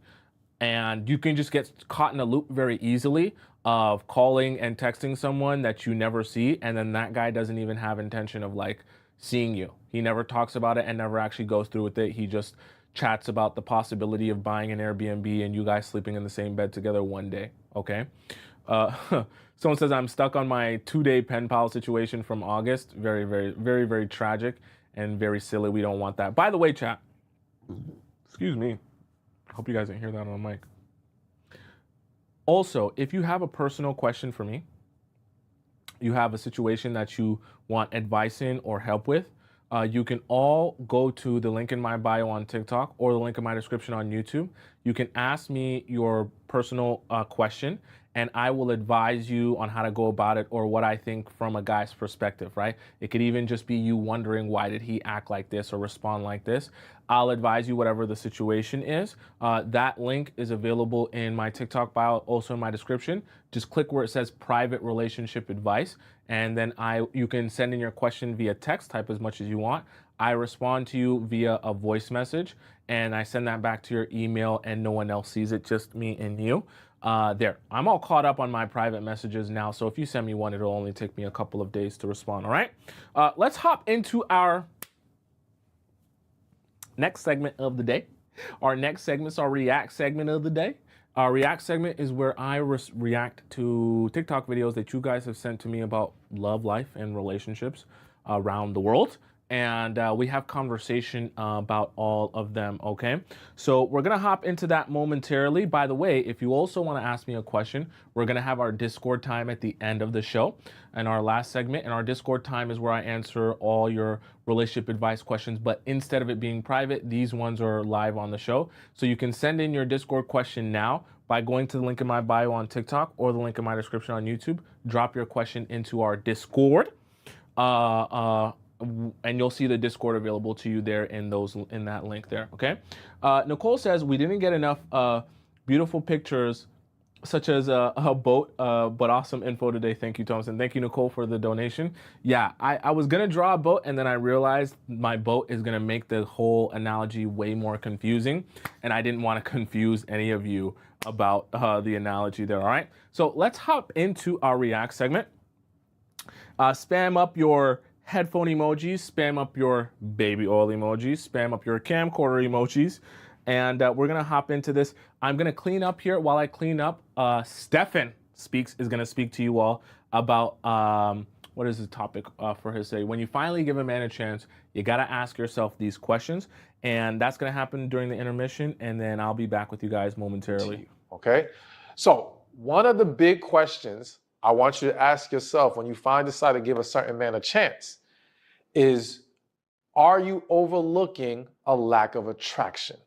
All right. Now, I know some of you maybe feel I harp on attraction too much. Okay. And I understand, plenty of people believe it's not what's on the outside that counts, it's what's on the inside that matters. And absolutely, I think we can all agree what's on the inside matters most, but we can't act like the outside doesn't matter at all. And with all due respect, even those who say, oh, well, attraction doesn't matter to me or looks doesn't matter to me, well, I think the more accurate thing to say is looks may not be as important to you, but they still matter. Because at the end of the day, everyone has their line. Everyone has a certain type that they would not be willing to entertain, regardless of how nice and sweet the guy is and wonderful he is. There's certain things that you're just not going to be able to deal with. I'm just going to throw one example. For some of y'all, it might be if he's, 5-6 inches shorter than you. I'm not saying you can't give a short king a chance. I'm just saying some of y'all would be immediately like, oh no, that's too much. I can't deal with that, right? So in reality, it does matter to some extent. However, to get to the point I'm trying to make here, the reason why I want you to ask yourself, or to make sure you ask yourself the question of, are you overlooking attraction, is because what I have seen is many situations where the resistance to giving that man a chance for so long was because there wasn't really an attraction there, okay? He wasn't really your style. He didn't really do it for you, right? And then again, eventually over time, whether because he is so persistent or you're at a vulnerable moment in life, you feel like your clock is ticking. There's so many different reasons, and we're going to talk about some of those as we go along in the video. You decide to give it a try, but you're ignoring the fact that the reason why you didn't want to is because you're not really attracted to him. And some people have this mentality of, well, okay, maybe I can get over that, or maybe he's such a nice guy that I'll appreciate that about him. And I'm not saying there's never been a woman who started off not attracted to a guy and didn't fall in love with him for different reasons, because the reality is that for a lot of women, for people in general, but I would say more so for women, attraction encompasses a lot more than just how someone looks, okay? However, I've seen many relationships where the woman proceeded Yes, because he was a good guy, all these different things, but the attraction still wasn't there. And it never developed. Okay. And unfortunately, if you get too involved without that really being resolved. Thank you very much, Mr. Stephen Speaks. By the way, Chad, I have a question for you. You dating a man who is the same height or like an inch shorter than you? Or do you have like a hard, fast rule that no man who is the same height as you or a little bit shorter than you'll ever date? I'm just curious what the overall sentiment is on that because I don't know. Okay. I don't know how short kings are perceived here. So do you short man, a little bit an inch shorter, or even like the same height as you? Are you okay with that, or that's not gonna work for you? I see some of y'all saying I can't do that. I can't do that. Okay, interesting. Taller is the only way to go. Damn. Some of these, no wonder some of these guys getting height surgery. All right. Damn. Do you guys know how tall I am? I'm pretty short. Let's hop into our first one here. Where did we leave off yesterday? Did we do him? I think we did him. Did we do USA, Russia? Let me see. No, I think we did. Yeah, we did these. We did Grandpa over here. We did that one over there. I think we ended up. If she doesn't go at least a little. No. The number one mistake that you as a woman need to avoid making is believing that just because a man is involved in your life that he's interested in you. A man can talk to you all day and not be interested. A man can take you out on Oh, by the way, chat, I'm 6'3". For those of you who were guessing, someone said, am I 5'7"? No, I'm 6'3". luxurious, expensive, fancy dates and not be interested. A man can call you on the phone and talk to you for hours and not be interested. A man can introduce you to his friends, to his family, and not be interested. A man can talk to you about his emotions and not be interested. He can do all these things in the guise of getting what he wants from you. There is a big difference from wanting you and wanting what you have. You have to know the difference to avoid the mistake of believing that just because he's in your life, it means that he's automatically interested in you. A lot of men will talk to you day and night and they'll make it seem like they are interested in you, but in reality, they're interested in what you have. A man who's truly into you is going to get to know you for who you are, not for what you have. So two things here. One, you're still going to ask questions because the more you ask questions and the more you get a guy to talk, the easier it is to spot what his real intentions are. Some guys are good actors, but no one's a good actor for very long. Everyone at some point shows a little bit of their true character, their true feelings, their true emotions after a while, especially if you can get someone in a position where you can see them angry. It doesn't even have to be angry at you. It could just be angry in general at other people, be stressed out, whatever the case may be. That's a good way to judge and see how someone really feels about you or what they really think about you. Because how they treat you or respond to you or talk to you when they're angry will really tell you a lot about their true feelings. It's very hard to hide emotion and do a good acting job when you're really upset or stressed out, right? Or angry. Because then you have so much raw emotion flowing through you, it just becomes very difficult to keep that filter of, nice, kind, or making things seem like they're like keeping the fantasy up. So that's another way to realize, if a guy's truly interested in you or not, right? Is to see him in different ranges of emotion. But trust me, questions is always the way to go.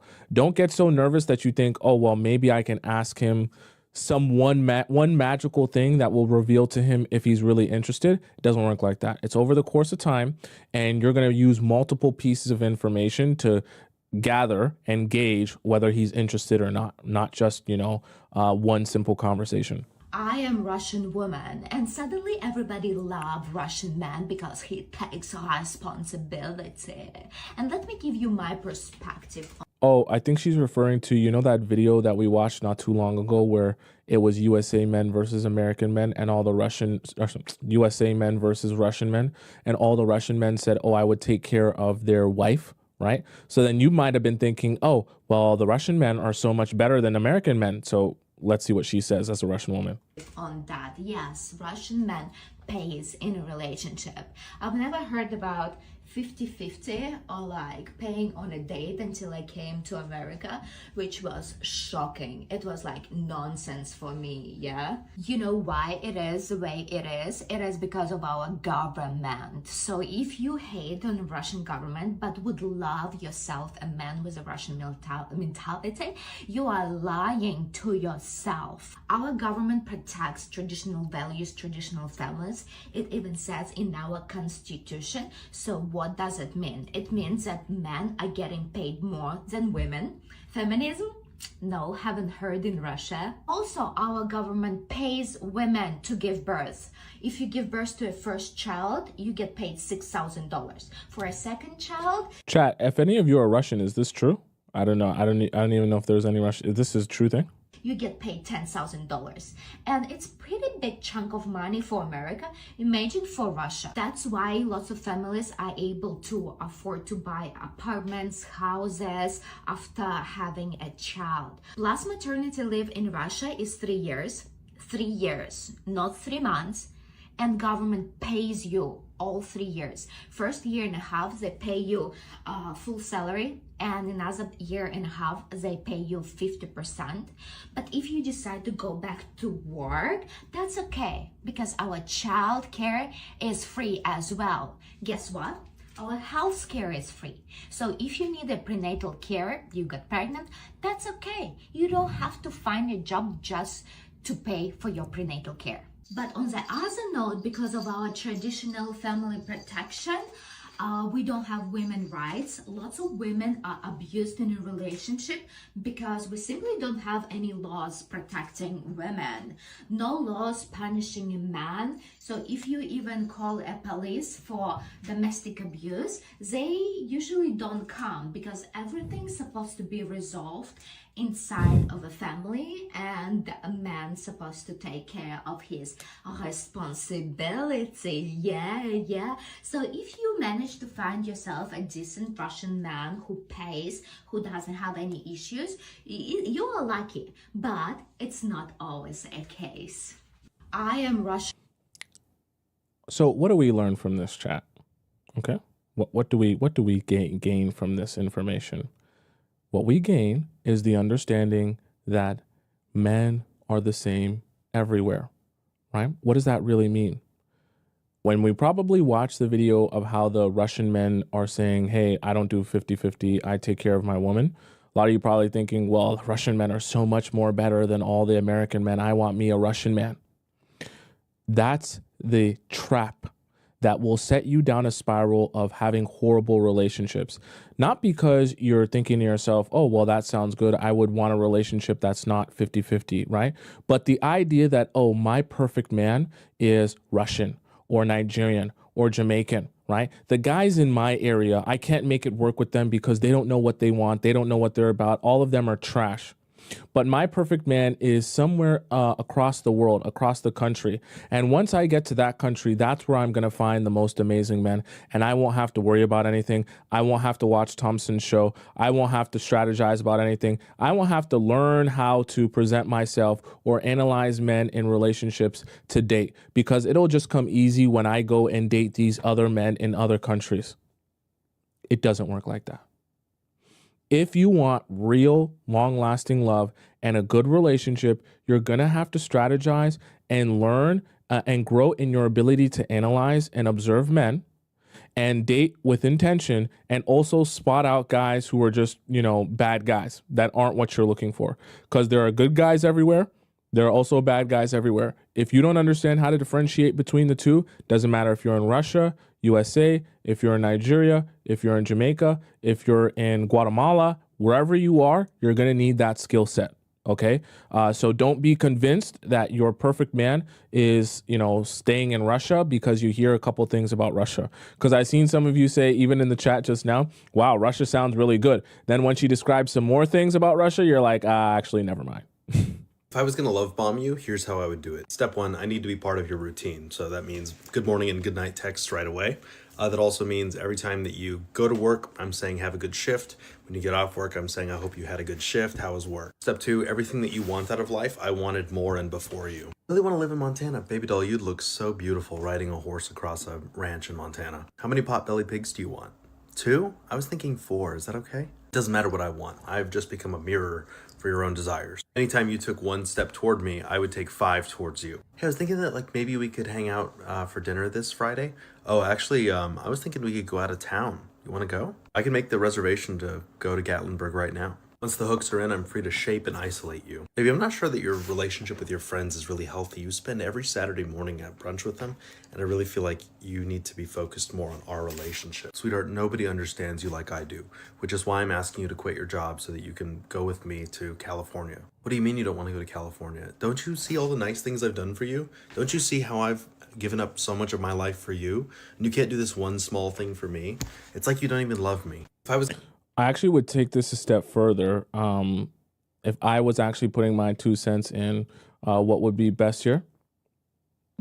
What is okay? If I was actually putting my cents in what would be best here, if I was gonna love bomb someone, you don't even actually have to do the gear shift in terms of actually doing any of these things. Maybe I'll do a whole show on this to kind of break down to you guys if I was gonna love bomb or do some sort of toxic behavior, how I would do it as a guy, because I think it's a good learning lesson. But I don't even think most guys would even actually do the action. Just talking about the action when guys want to love bomb you is usually enough. And it's usually, potent enough if they can really add some pungency to it by emphasizing it and telling you how bad they want it. It can almost make you feel like you're actually tasting it, right? Instead of it, just being something in the air, hypothetical, he can make it so detailed and so specific that you feel like you're actually going to get that tomorrow or sometime in the very near future. That's all you need to properly love bomb someone effectively. And as long as you can sell them on the fantasy and that it's coming very soon, then you can have them operate off of the fantasy from there. And it's not very difficult once you hook them into the fantasy that's coming very soon. And that's really how you love bomb someone, by making them feel like they're living their fantasy, not through real action, but through words of action that may possibly come one day. I could do a whole show about that. That'd be a very interesting show, actually. Okay. I'll break no contact, but I'll do it from the point of view of like, I'm upset at you. Like, you need to make some changes. Like, I'll call her and be like, so you're cool with how we ended things? Like, that's really how you want to leave it? All the time we put into this and that's it? Oh, now you don't know. Okay, well, let me know when you do know something. Let me know when you do know. People assume if you break no contact first, you automatically lose. No, it's about right versus wrong. I'll break no contact to let you know you're still in the wrong. Like, you did some foul shit, but I'm thinking about you type shit. I want to address it. I want to discuss it, and we can't move forward by not talking. I used to think like, oh, I'm not going to text her until she texts me. I'm not going to call her until she calls me. But then I had this girl I was messing with, break no contact, and she hit me with the, are you ready to be the man I need you to be? And I was like, damn, that's a good move. I need to add that to my toolbox. That's good. That's smart. She made it seem like she put me in timeout. Like, the no contact was for me to sit and think about what I did wrong. Of course, I had a response for her. I was like, I'm not going to let you manipulate me into feeling that everything I did was wrong. Like, I'm the only one in the wrong here. I'm not going to let you do that. That's not fair. That's not fair. But that was such a good move by her, and I've been using it ever since. She ate with that one. She really did. This guy's funny, I won't lie, because he's actually describing the actual things that guys do for real. So she made it seem like she put me in timeout. Like, the no. This is the other thing that I want you to realize when it comes to no contact, and why I never advise you to break it. I know he says that he kind of doesn't bother himself and he breaks it sometimes as well. I advise you to never break it as a woman, because you have to get men in a place where they're coming to you because of their desire to fix things. Because your only response should be, after no contact or in some sort of situation like this, should be okay. And what you should be saying okay to is the fact that he's saying, I'm sorry, I messed up, I was wrong for what I did, assuming he was actually wrong, okay? Assuming it wasn't you that did something wrong. I was wrong. I want to fix this. I want us to be back good again. And so I want to make it up to you. Then your only response has to be okay. Because if you do what this girl did, which was reach out to him and then say, are you ready to be the man I need you to be? A lot of guys will respond exactly as he responded, which is to defend themselves and basically tell you that they're not the one in the wrong. Okay. It's horrible for you because you're not going to get what you want out of that man when you break the no contact, and your breaking of the no contact is asking him if he's ready to apologize for what he needs to apologize for. You'll never get men to show up for you how you want them to show up for you because they'll be so focused on trying to defend themselves or tell you how you're wrong for even thinking that they need to apologize for something. So what's the point then? There is no point, which is why you shouldn't do it.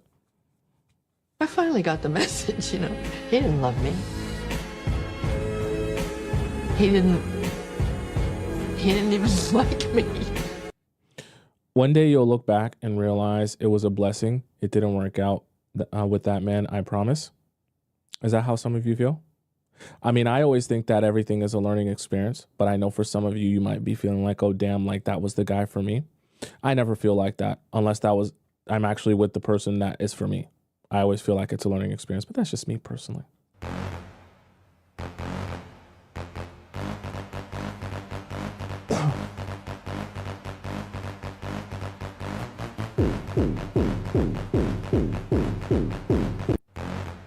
I'm really confused. What is this about? I don't even understand what this is. Is it like a fear of commitment, like fear to fall in love that she just is so scared of that she doesn't want to even talk to him in the first place? Oh, okay, interesting. Is this something that happens for girls? I've never had this happen to me, so I'm learning, all right? Is this something that happens for girls? Like you just have the fear of falling in love with the guy or fear of like actually liking the guy? Is that a thing? Okay. I see some people saying she is me, right? Someone says she is me. Okay, interesting. I didn't know that this is even a thing. Okay. It's good. I like to learn from you guys because I have a different attachment style. My attachment style is more like avoidant / secure. My parents affirmed me a lot when I was young, so I don't have that same fear of abandonment, but I like to learn from other people with different attachment styles. I feel like men these days, like you have to like pretty much ask them what's their favorite lip gloss because they just want princess treatment. What gives you that idea? They just want you to like chase after them. They want you to like be the one to initiate conversations.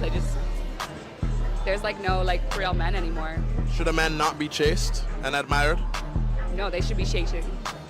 I feel like men these days, like you have to like pretty much ask them what's their favorite lip gloss because they just want. Chat, do you feel like that? Do you feel like the men these days, they need to be the one chased? And you feel like you gotta ask them for their favorite lip gloss and things like that to get men. See, but this is the thing though. I know that it can be frustrating because you start to feel like a lot of men are like this. And then that can start to make you feel like you need to change your approach. But the weirdest and strangest part of it is that if you do change your approach into chasing the men, they don't even end up liking you more for that, as weird and as stupid as that sounds. Because when you do that for them, when you chase them and you show them how much you want them and things like that, they only end up showing you their butt to kiss because they don't give a damn about the girls who chase after them. All right. And trust me, there are guys out there who chase. Yes, there's less of them than the guys who want to be chased themselves. But there are guys who chase, and maybe we don't have to call it chase, but they will pursue you if they want you. And usually, the guys who aren't desperately chasing, but having some sort of healthy pursuit of you, they're more secure in themselves, which is why they're okay with pursuing women that they want, which is usually why I guess the easiest men to be in relationships with are the men who have their life together, know what they want, and are accomplishing their goals because it's easier for them to transition their life into dating with intention than it is for a man who's scrambling around and has no clear path or vision forward. Okay. I know that sounds, kind of depressing because then that means you're probably going to have to go for more successful, rich, more resourced men. But honestly, that's what I would advise you to do if you want a man who will show you some sort of intention and direction. The guys who are sitting around playing video games, watching music videos of NBA Youngboy on YouTube and talking about how they're going to be a millionaire while rolling up and grinding up their weed in their lap with their ripped jeans, you're not really going to get a lot of intention from those type of guys. unfortunately. They might tell you how they want to do this and do that, but they don't even know how to apply intention and direction into their own life. It's going to be very difficult for them to apply that into dating you. So that's why they would just rather you chase them, because that makes their life very easy, and they don't have to worry about doing any of that extra work, unfortunately. Microwave men, we don't want that for you though. Okay? All right, chat, let's hop into our next segment of the day. Very special segment for all you beautiful people. If you know what time it is, I want you to spam it up in the chat so that all of the new people in the chat are aware of the amazing time that it is. It's a special time, it's an amazing time, and it's a time where you're gonna laugh and you're gonna cry, okay? Don't look at your clock, don't look at your watch, don't look at your phone, don't look nowhere else in your entire home. If you don't know the time, I'm going to tell you the time.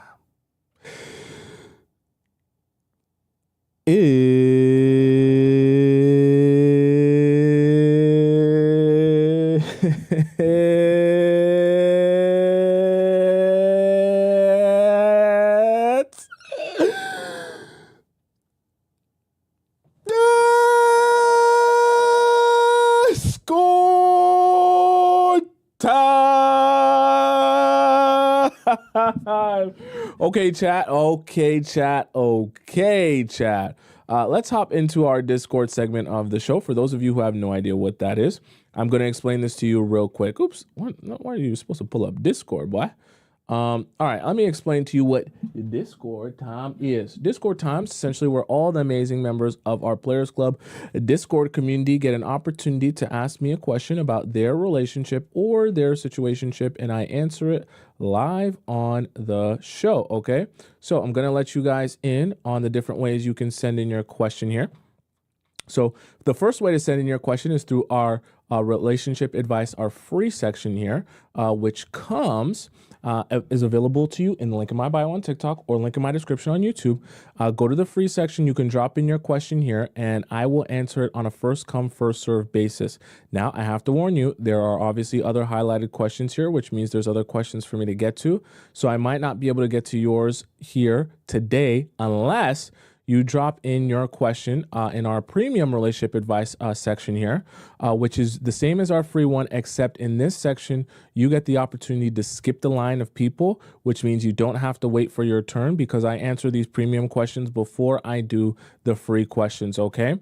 The way you access this is by going into the link in my bio on TikTok or the link in my description on YouTube. Click where it says Premium Discord Relationship Advice, and then you donate to the show. You add your title of your username and the title of your question, and then I see that that's you because I get a notification on my phone, and I know that that's your question, and I know that you're supposed to be in this section, and you get to skip the line. Now, if you want to ask me a question, but you don't want your information to be put out on the show for everyone to see, there's also our private relationship advice forum, which is available in the Discord, or it's available in the link in my bio on TikTok or link in my description on YouTube. Click where it says private relationship advice. You can ask me a question, submit it to me, type it out, and I respond to you with a voice message, usually around 8 to 10 minutes long, sometimes 15. And I send it back to your email. No one else sees it. It's just between me and you, but you can still get your advice from me and me directly. All right. Let's go right into our free section. We didn't have any premium questions today, so let's go into, we have lots to do in our free section. Let's start off here with a question that comes from E. So E says, what should I do? Hi, Thompson, it's me again. But this time I have a question about how to gently tell my friend that the guy she's dating might not be the best fit for her. Recently, my friend started dating a guy who's a few years older than her. She's 23 and he's 25. He's in the military and my friend is pursuing her JD while working at a law firm. What's a JD, chat? Please explain that to me. I'm not exactly sure what a JD stands for in a law firm context. Please let me know. When she first told me about him and showed me some of his messages, I got a bad feeling and warned her about him. Okay. However, she got defensive and said I was being too pessimistic. A few things stood out to me. Their dates would usually be long, 6 to 8 hours long. See, you're part of the Players Club, so you are seeing the red flags, and they're so very obvious to me. Cherie says, a Juris Doctorate? What is that? A Juris Doctorate? She's in law school? Okay. What is a Juris Doctorate? Okay, interesting. Like a doctorate in law school? So like you're the lawyer of the like you're the lawyer type lawyer. Like you're really a lawyer. Judicial district. Oh, so like to become a judge. Okay, interesting. And he mentioned that his last relationship ended because the girl changed her mind. Just randomly. Okay, why? I'll come back to this later. Okay. And honestly, another red flag was that my friend was super into him. And she doesn't pick the best men. Oh, okay. So you're saying like you just think she was not even thinking straight. They've been on 5 dates so far, and he's already introduced her to his friends. It seems like he's planning to ask her to be his girlfriend soon. Last week in the group chat, my friend told us that during her most recent date, he revealed he has 3 kids with his ex-girlfriend. Nice. The one he claims just changed her mind. So the woman he had 3 children with woke up one day and just randomly changed her mind about being in a relationship. After having 3 kids, she just said, yeah, I'm not feeling this. I'm going to be in another relationship. Or sorry, I just don't want to be with you anymore.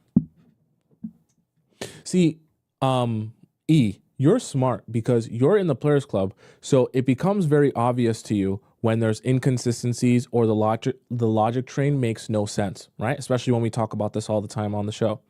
But for her, who's not part of the Players Club, she's too deep into it to realize how none of this makes any sense. In fact, actually, it makes a lot of sense from the standpoint of he's not the right guy you're looking for at all, and he's clearly lying to you. About the relationship, my friend doesn't have any kids and has always said she wants to have 3 children of her own. Keyword of her own, not someone else's children.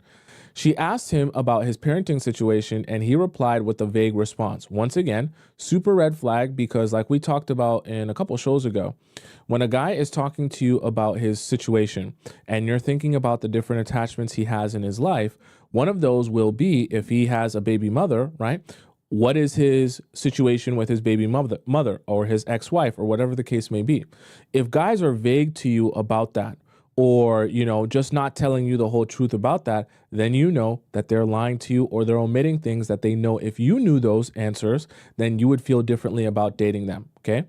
They should always be able to tell you in detail about that. His children are also very young. The oldest is 5 years old. So it's not like this relationship is old and has fizzled out. This is still very fresh. Another concern is that my friend tends to date controlling men, likely because her parents are very controlling. This seems to have similar tendencies this guy seems to have similar tendencies as he described himself as super traditional and has rigid gender expectations. Recently, I found out from another friend that my friend is thinking about losing her virginity to this guy. Oh, wow. Even worse. Losing her virginity to a guy who has 3 kids. Okay. What should I do? Should I leave the situation alone and not say anything to my friend? I don't know if this matters, but my friend always has had the dream of getting married and wants to get married in the next 2 years. I worry that she is ignoring the red flags because she wants to get married soon, okay? Here's the thing. I'm going to give you the reality of the situation, and then I'm going to give you how you can proceed here. The reality of the situation is this guy is not the right guy for her. And there's obviously a lot of red flags here. I can guarantee you, just in helping hundreds of women and and helping them with so many different situations, the baby mother is going to be an issue. And it's more than likely that this situation with the baby mother didn't end just simply because she was no longer just changed her mind randomly. Okay. It probably has to do with some situation of him not doing right by her in the relationship and them breaking up because of other things that he's just not sharing with her. I'll just keep it like that. And she probably won't find that out unless, he mistakenly is forced to tell her the truth. And then she ends up finding out that way. And so the reality of it is, yeah, I'm My belief is that he's lying, he's omitting things, and that as time goes on, she'll realize that he's actually not the type of partner she's looking for. But with all that being said, nobody can have the desire to have a better life or have happiness if she doesn't have that desire. Unfortunately, see, when you get kind of enlightened and you realize how relationships work and you're able to spot red flags, when you become clear in that, it's good for you, but you also have to realize it's kind of like a rite of passage, meaning until you become curious enough to change your relationships and to not see the same things over and over again, that becomes the time in which you search for answers and actually desire a change in your life. But when you're in it, and it's very difficult to pull yourself out of it or see any truth when you want to believe what you want to believe. So I say all that to say, it's great that you send in this message for her, but the truth of the matter is you can't want happiness for her. And you can't want change for her, and you can't want better partners for her. Unfortunately, as adults, we all have to go through our own trials and tribulations to eventually learn from them and grow from them. So as horrible as it sounds, as her best friend, the best you can do is let her know what you think and your advice to her on what she should do and probably not dating this guy. But you also have to accept that she might hear that and immediately just say, cool, great to hear that, and continue doing what she's been doing. And being a good friend is just about understanding that, hey, I'll let her know what I know and I'll try my best to help her. But I also, have to realize that she's going to do what she wants to do at the end of the day. And if I care about her, the best I can do is just be there for her when she needs me again. Okay. Because I guarantee you it won't work out. But hopefully it doesn't work out without her having to have a baby first or get married to him, where she can just come back and say, oh, I learned from this situation. Some people, unfortunately, they're hard-headed and they have to learn the hard way, which means that they have to learn by having a baby, being the second baby mama and having his fourth child, and then realizing when she's stuck in this relationship with him that now she can't get out of, that this is not the right man for her. I know it sounds horrible, but some people, that's the only way they learn, is by being in it and to the point of no return. And sometimes that might end up being your best friend. There's nothing you can really do about that except for try and help her see the light by explaining her your own perspective and the way that you view and see things. But she's never going to see that unless she actually wants to see that. So that's kind of the sad and tragic part of that situation. Okay. Let's go on to our next question here. This one is, okay, it was titled Poopy Pants, but I guess it got deleted. Okay. I wonder what that was about. Let's go on to our next one, which comes from from Frenchie, who says, I am big sulker. Okay.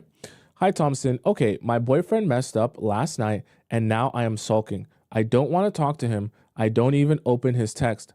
I am pissed. Why did he frustrate you? Feeling frustrated. Context, he sent me a reel. It was a girlfriend grooming her man, doing his nails, brushing his beard. He sent it because he would love me to do this for him as well. Are you a nail tech? Why does he want you to be doing his nail? Are you a nail tech? I'm confused. You should mention that. Which I am to do so. Wait, what? So like he was saying to you, which you are to do so. I replied to his reel, anytime, babe. Then you can come over and I'll take care of you. His response sucked. He said, well, I'm with my friend, guy friend. He wasn't lying, just to make it clear. And I got to get up early tomorrow. Okay, what? He's the one that sent the, okay. Which was the truth as well. What is this response? He basically shut me down and I am pissed. Now I am sulking. I've always been a huge sulker. At least you're self-aware.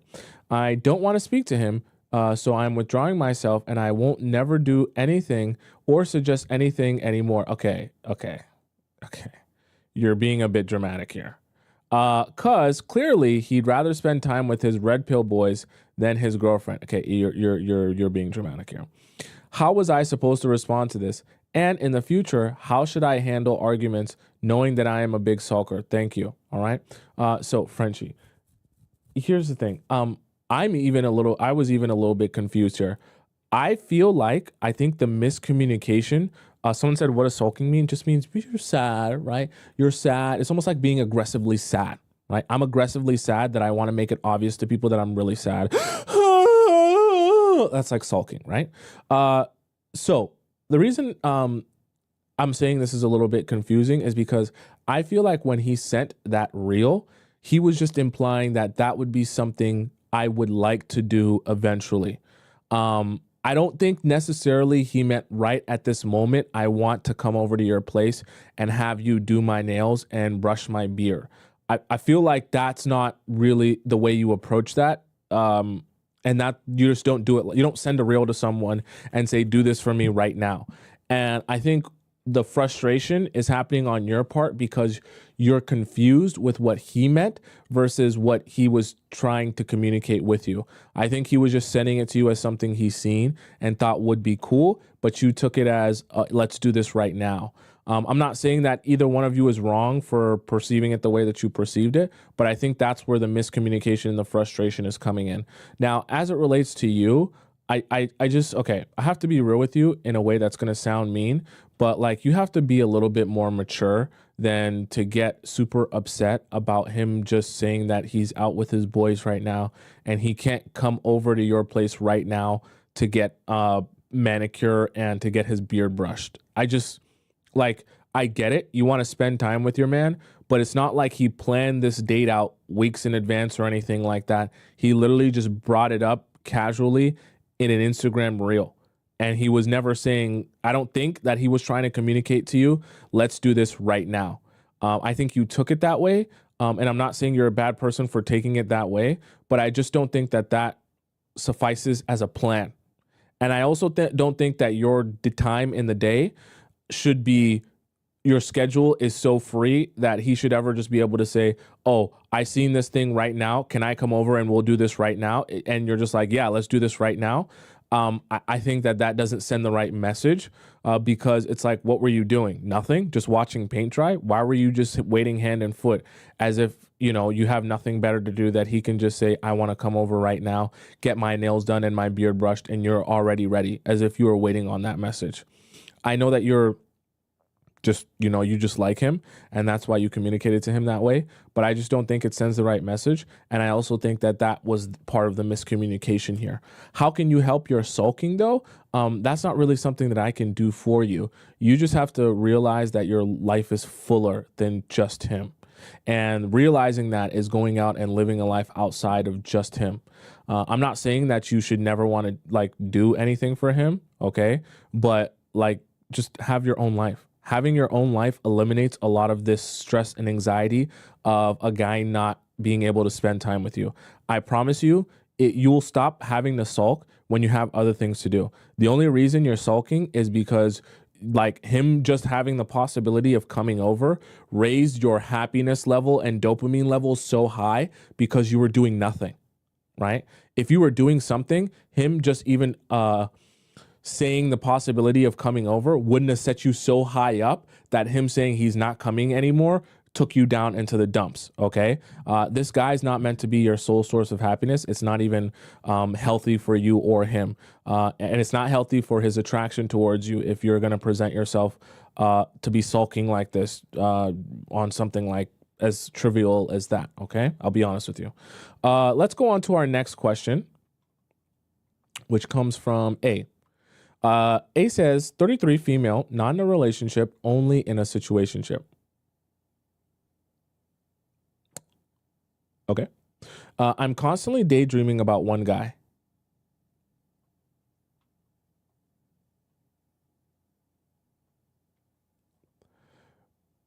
Making in my mind like how I will kiss him, hug him, and we get married, what we will talk. Wait, what? What we will talk in the future, faking. What? I don't know how to stop daydreaming. I lost all my energy because I live in my fantasy. Sometimes I'm thinking that because of this, I'm still not married and I want to get married.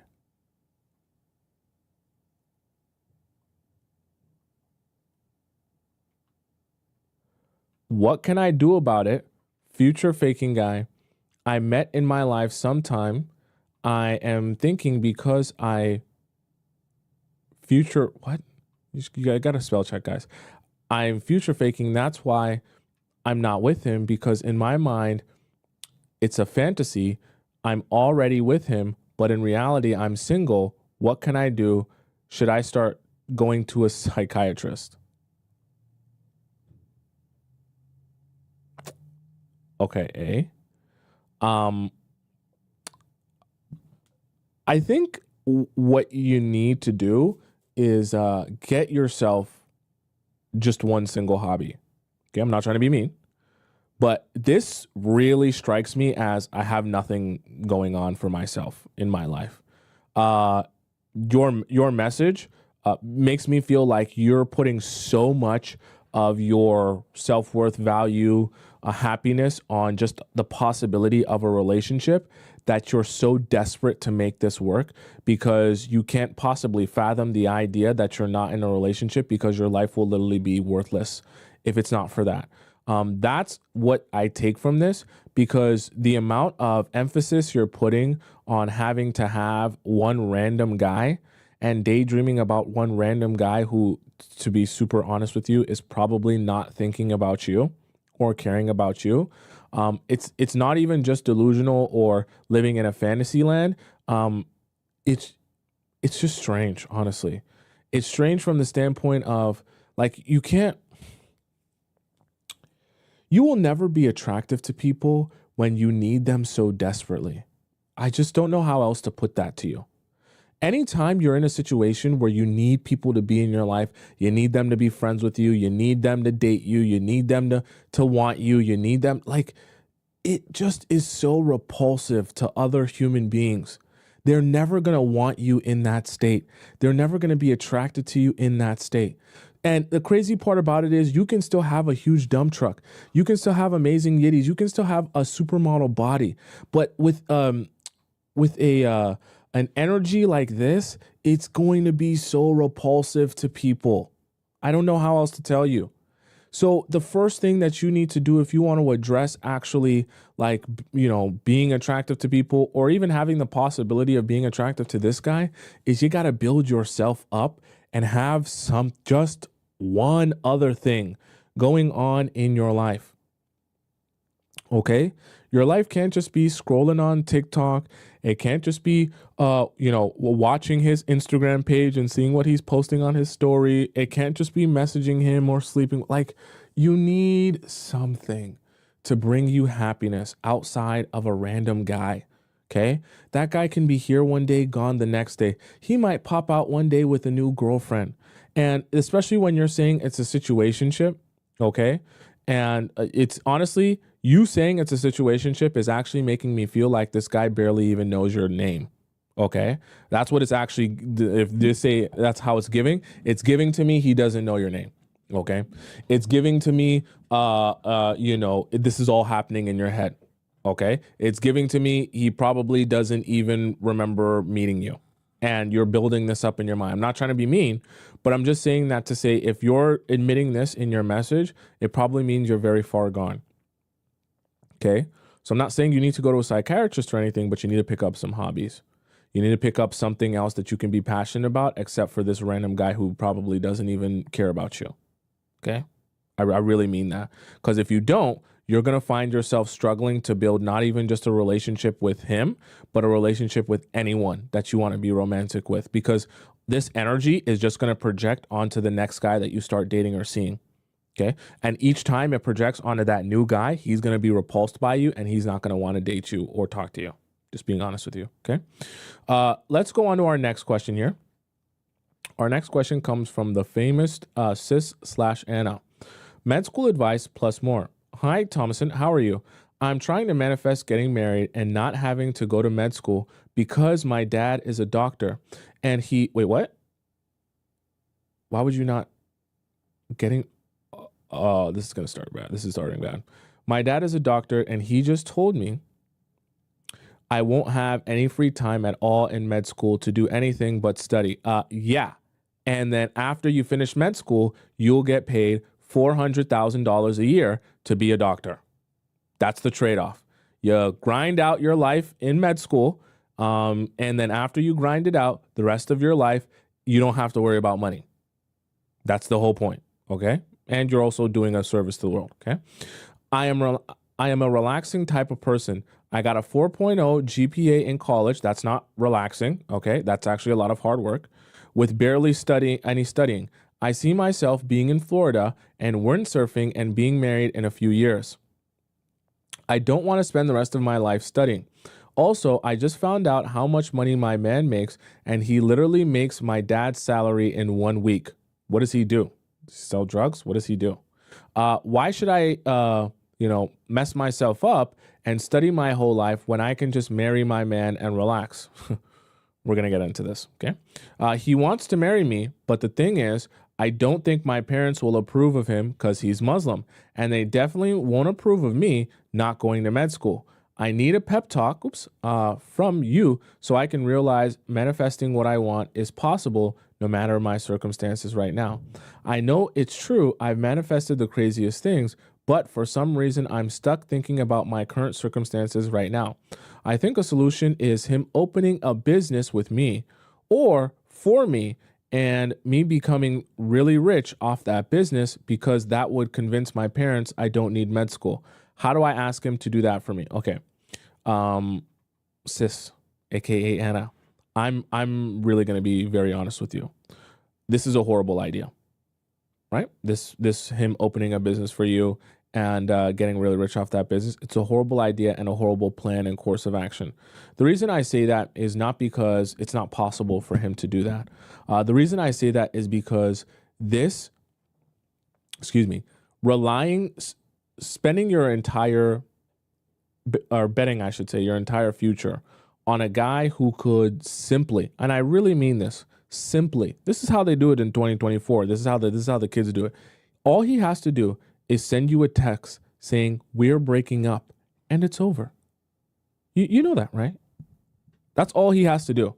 He could decide to get him a new girlfriend tomorrow, and he could say, damn, I like this new girl way better than my old girl, and I want to be with her instead. And all he has to do is send you a couple words in a text, and the relationship is over. So if you choose to bet your entire life on the fact that this guy will never break up with you, sure, sounds good in theory because you're with him and you're in love and you're so happy to be with him. But what happens if you guys break up and you've quit med school for him? And maybe your parents said, if you're going to make this decision, then we're not paying for your med school at all anymore. And that was your only chance. Then what do? What are your options then? You're going to be in a situation, or this could happen. Let's say he doesn't decide to break up with you. He just decides to say, hey, you know what?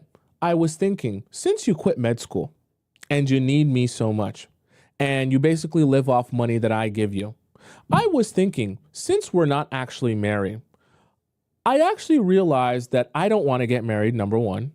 And what speaks to me the most is to have 3 or 4 girlfriends at once. I was thinking with this new, thoughts that I've been having of lately, how about you be my 3rd girlfriend? And I'll get 2 other girlfriends who are like my main girlfriend. I'll spend time with them when I want to spend time with them, and you'll get 1/3 of my time. Okay? Along with my other 2 girlfriends.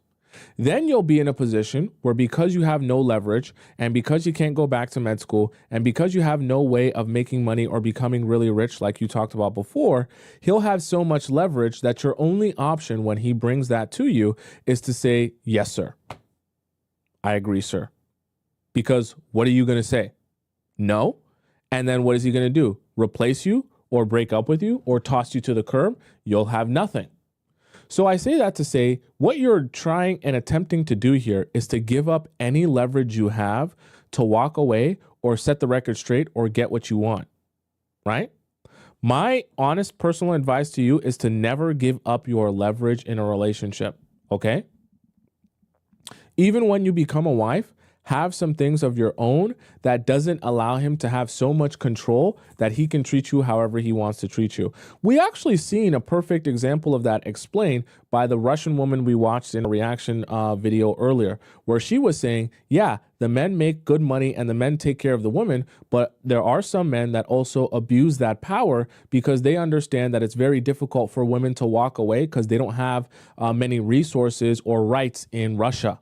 So it's kind of the same thing here. You're giving up all your rights to say, okay, I just want to be a rich housewife, which sounds good in theory, but you're not a wife. You're just a girlfriend. And so when you make the decision to be a rich housewife, when you're still a girlfriend with no rich housewife ring or marriage certificate, all he has to do is send you a text to end all of that in an instant. And then you're left with nothing. Okay? So my advice to you is to finish off med school. You can do it. You've been getting a 4.0 up until this point. You fine. You can do it. Trust me. You're perfectly intelligent and capable enough to do it. Yes, it's a bit of a grind, but I promise you, the years you spend grinding in med school, you'll look back on them and you'll be so glad you did that because you never have to worry about money again. I promise you of that. The worst thing you can do is not work hard when you're young, and then when you're 38, when you're 40, when you have children and other responsibilities, now you're trying to figure out your money problems. The worst thing that can happen to you is to be older and have other responsibilities with money problems, because it's so much harder to get out of your money problems when you have other responsibilities eating away at any money you make. When you're trying to start a business and you have no other responsibilities except your business, it's a lot easier than when you're trying to start a business, but you also have kids to feed. So when that business isn't making a lot of money, now you're going to have to start figuring out ways to make money because you have responsibilities. I say all that to say, take care of your money problems first, and I guarantee you your happiness will follow suit. Because then when you don't have money problems, you have the freedom to do a lot of different things. You have the freedom to go where your heart desires one day. You have the freedom to work on this or try this, or even as a doctor to open different things where you might not have to come in every day, or you might not have to work so hard. Right? You don't have to necessarily be a doctor in, a general hospital, right? But you can be a doctor and do something different or work in a field that doesn't require you to, be like on call or something like that and still make good money, right? So I say all that to say, solve the money problem and the career problem first. Once you do that, now you have freedom to do what you want to do. And you'll always have this as a backup to always be able to turn to and make money from, right? Being a doctor, right? And with that comes leverage, because then you'll never have to rely on one sole man to be that for you. And if you get married to him and he actually does want you to be his housewife and things like that, you'll actually be a wife then, okay? A wife with a backup plan that if he ever starts acting like a fool or his head starts getting too big, you never have no way out. Which is good, okay? It keeps people at bay. It keeps boundaries, and it keeps people from taking advantage of you, neglecting you, or disrespecting you, right? When you have nothing, that's when people are willing to disrespect you and take advantage of you. When you have something for yourself, that's when they make sure to talk to you nicely, talk to you with some respect, and make sure they approach you the right way. Even your romantic partners, right? Got to make sure you keep some leverage in your back pocket at all times so that people have to approach you nicely with some respect. Okay, it's good. Don't think to yourself that it's not true love if he doesn't respect me because I have nothing, okay? Understand people respect you when they see that you have some sort of leverage, because they realize that if they treat you anyway, you'll just walk away. Okay, it's good. It's healthy. It's fine. Okay, so always have that for yourself.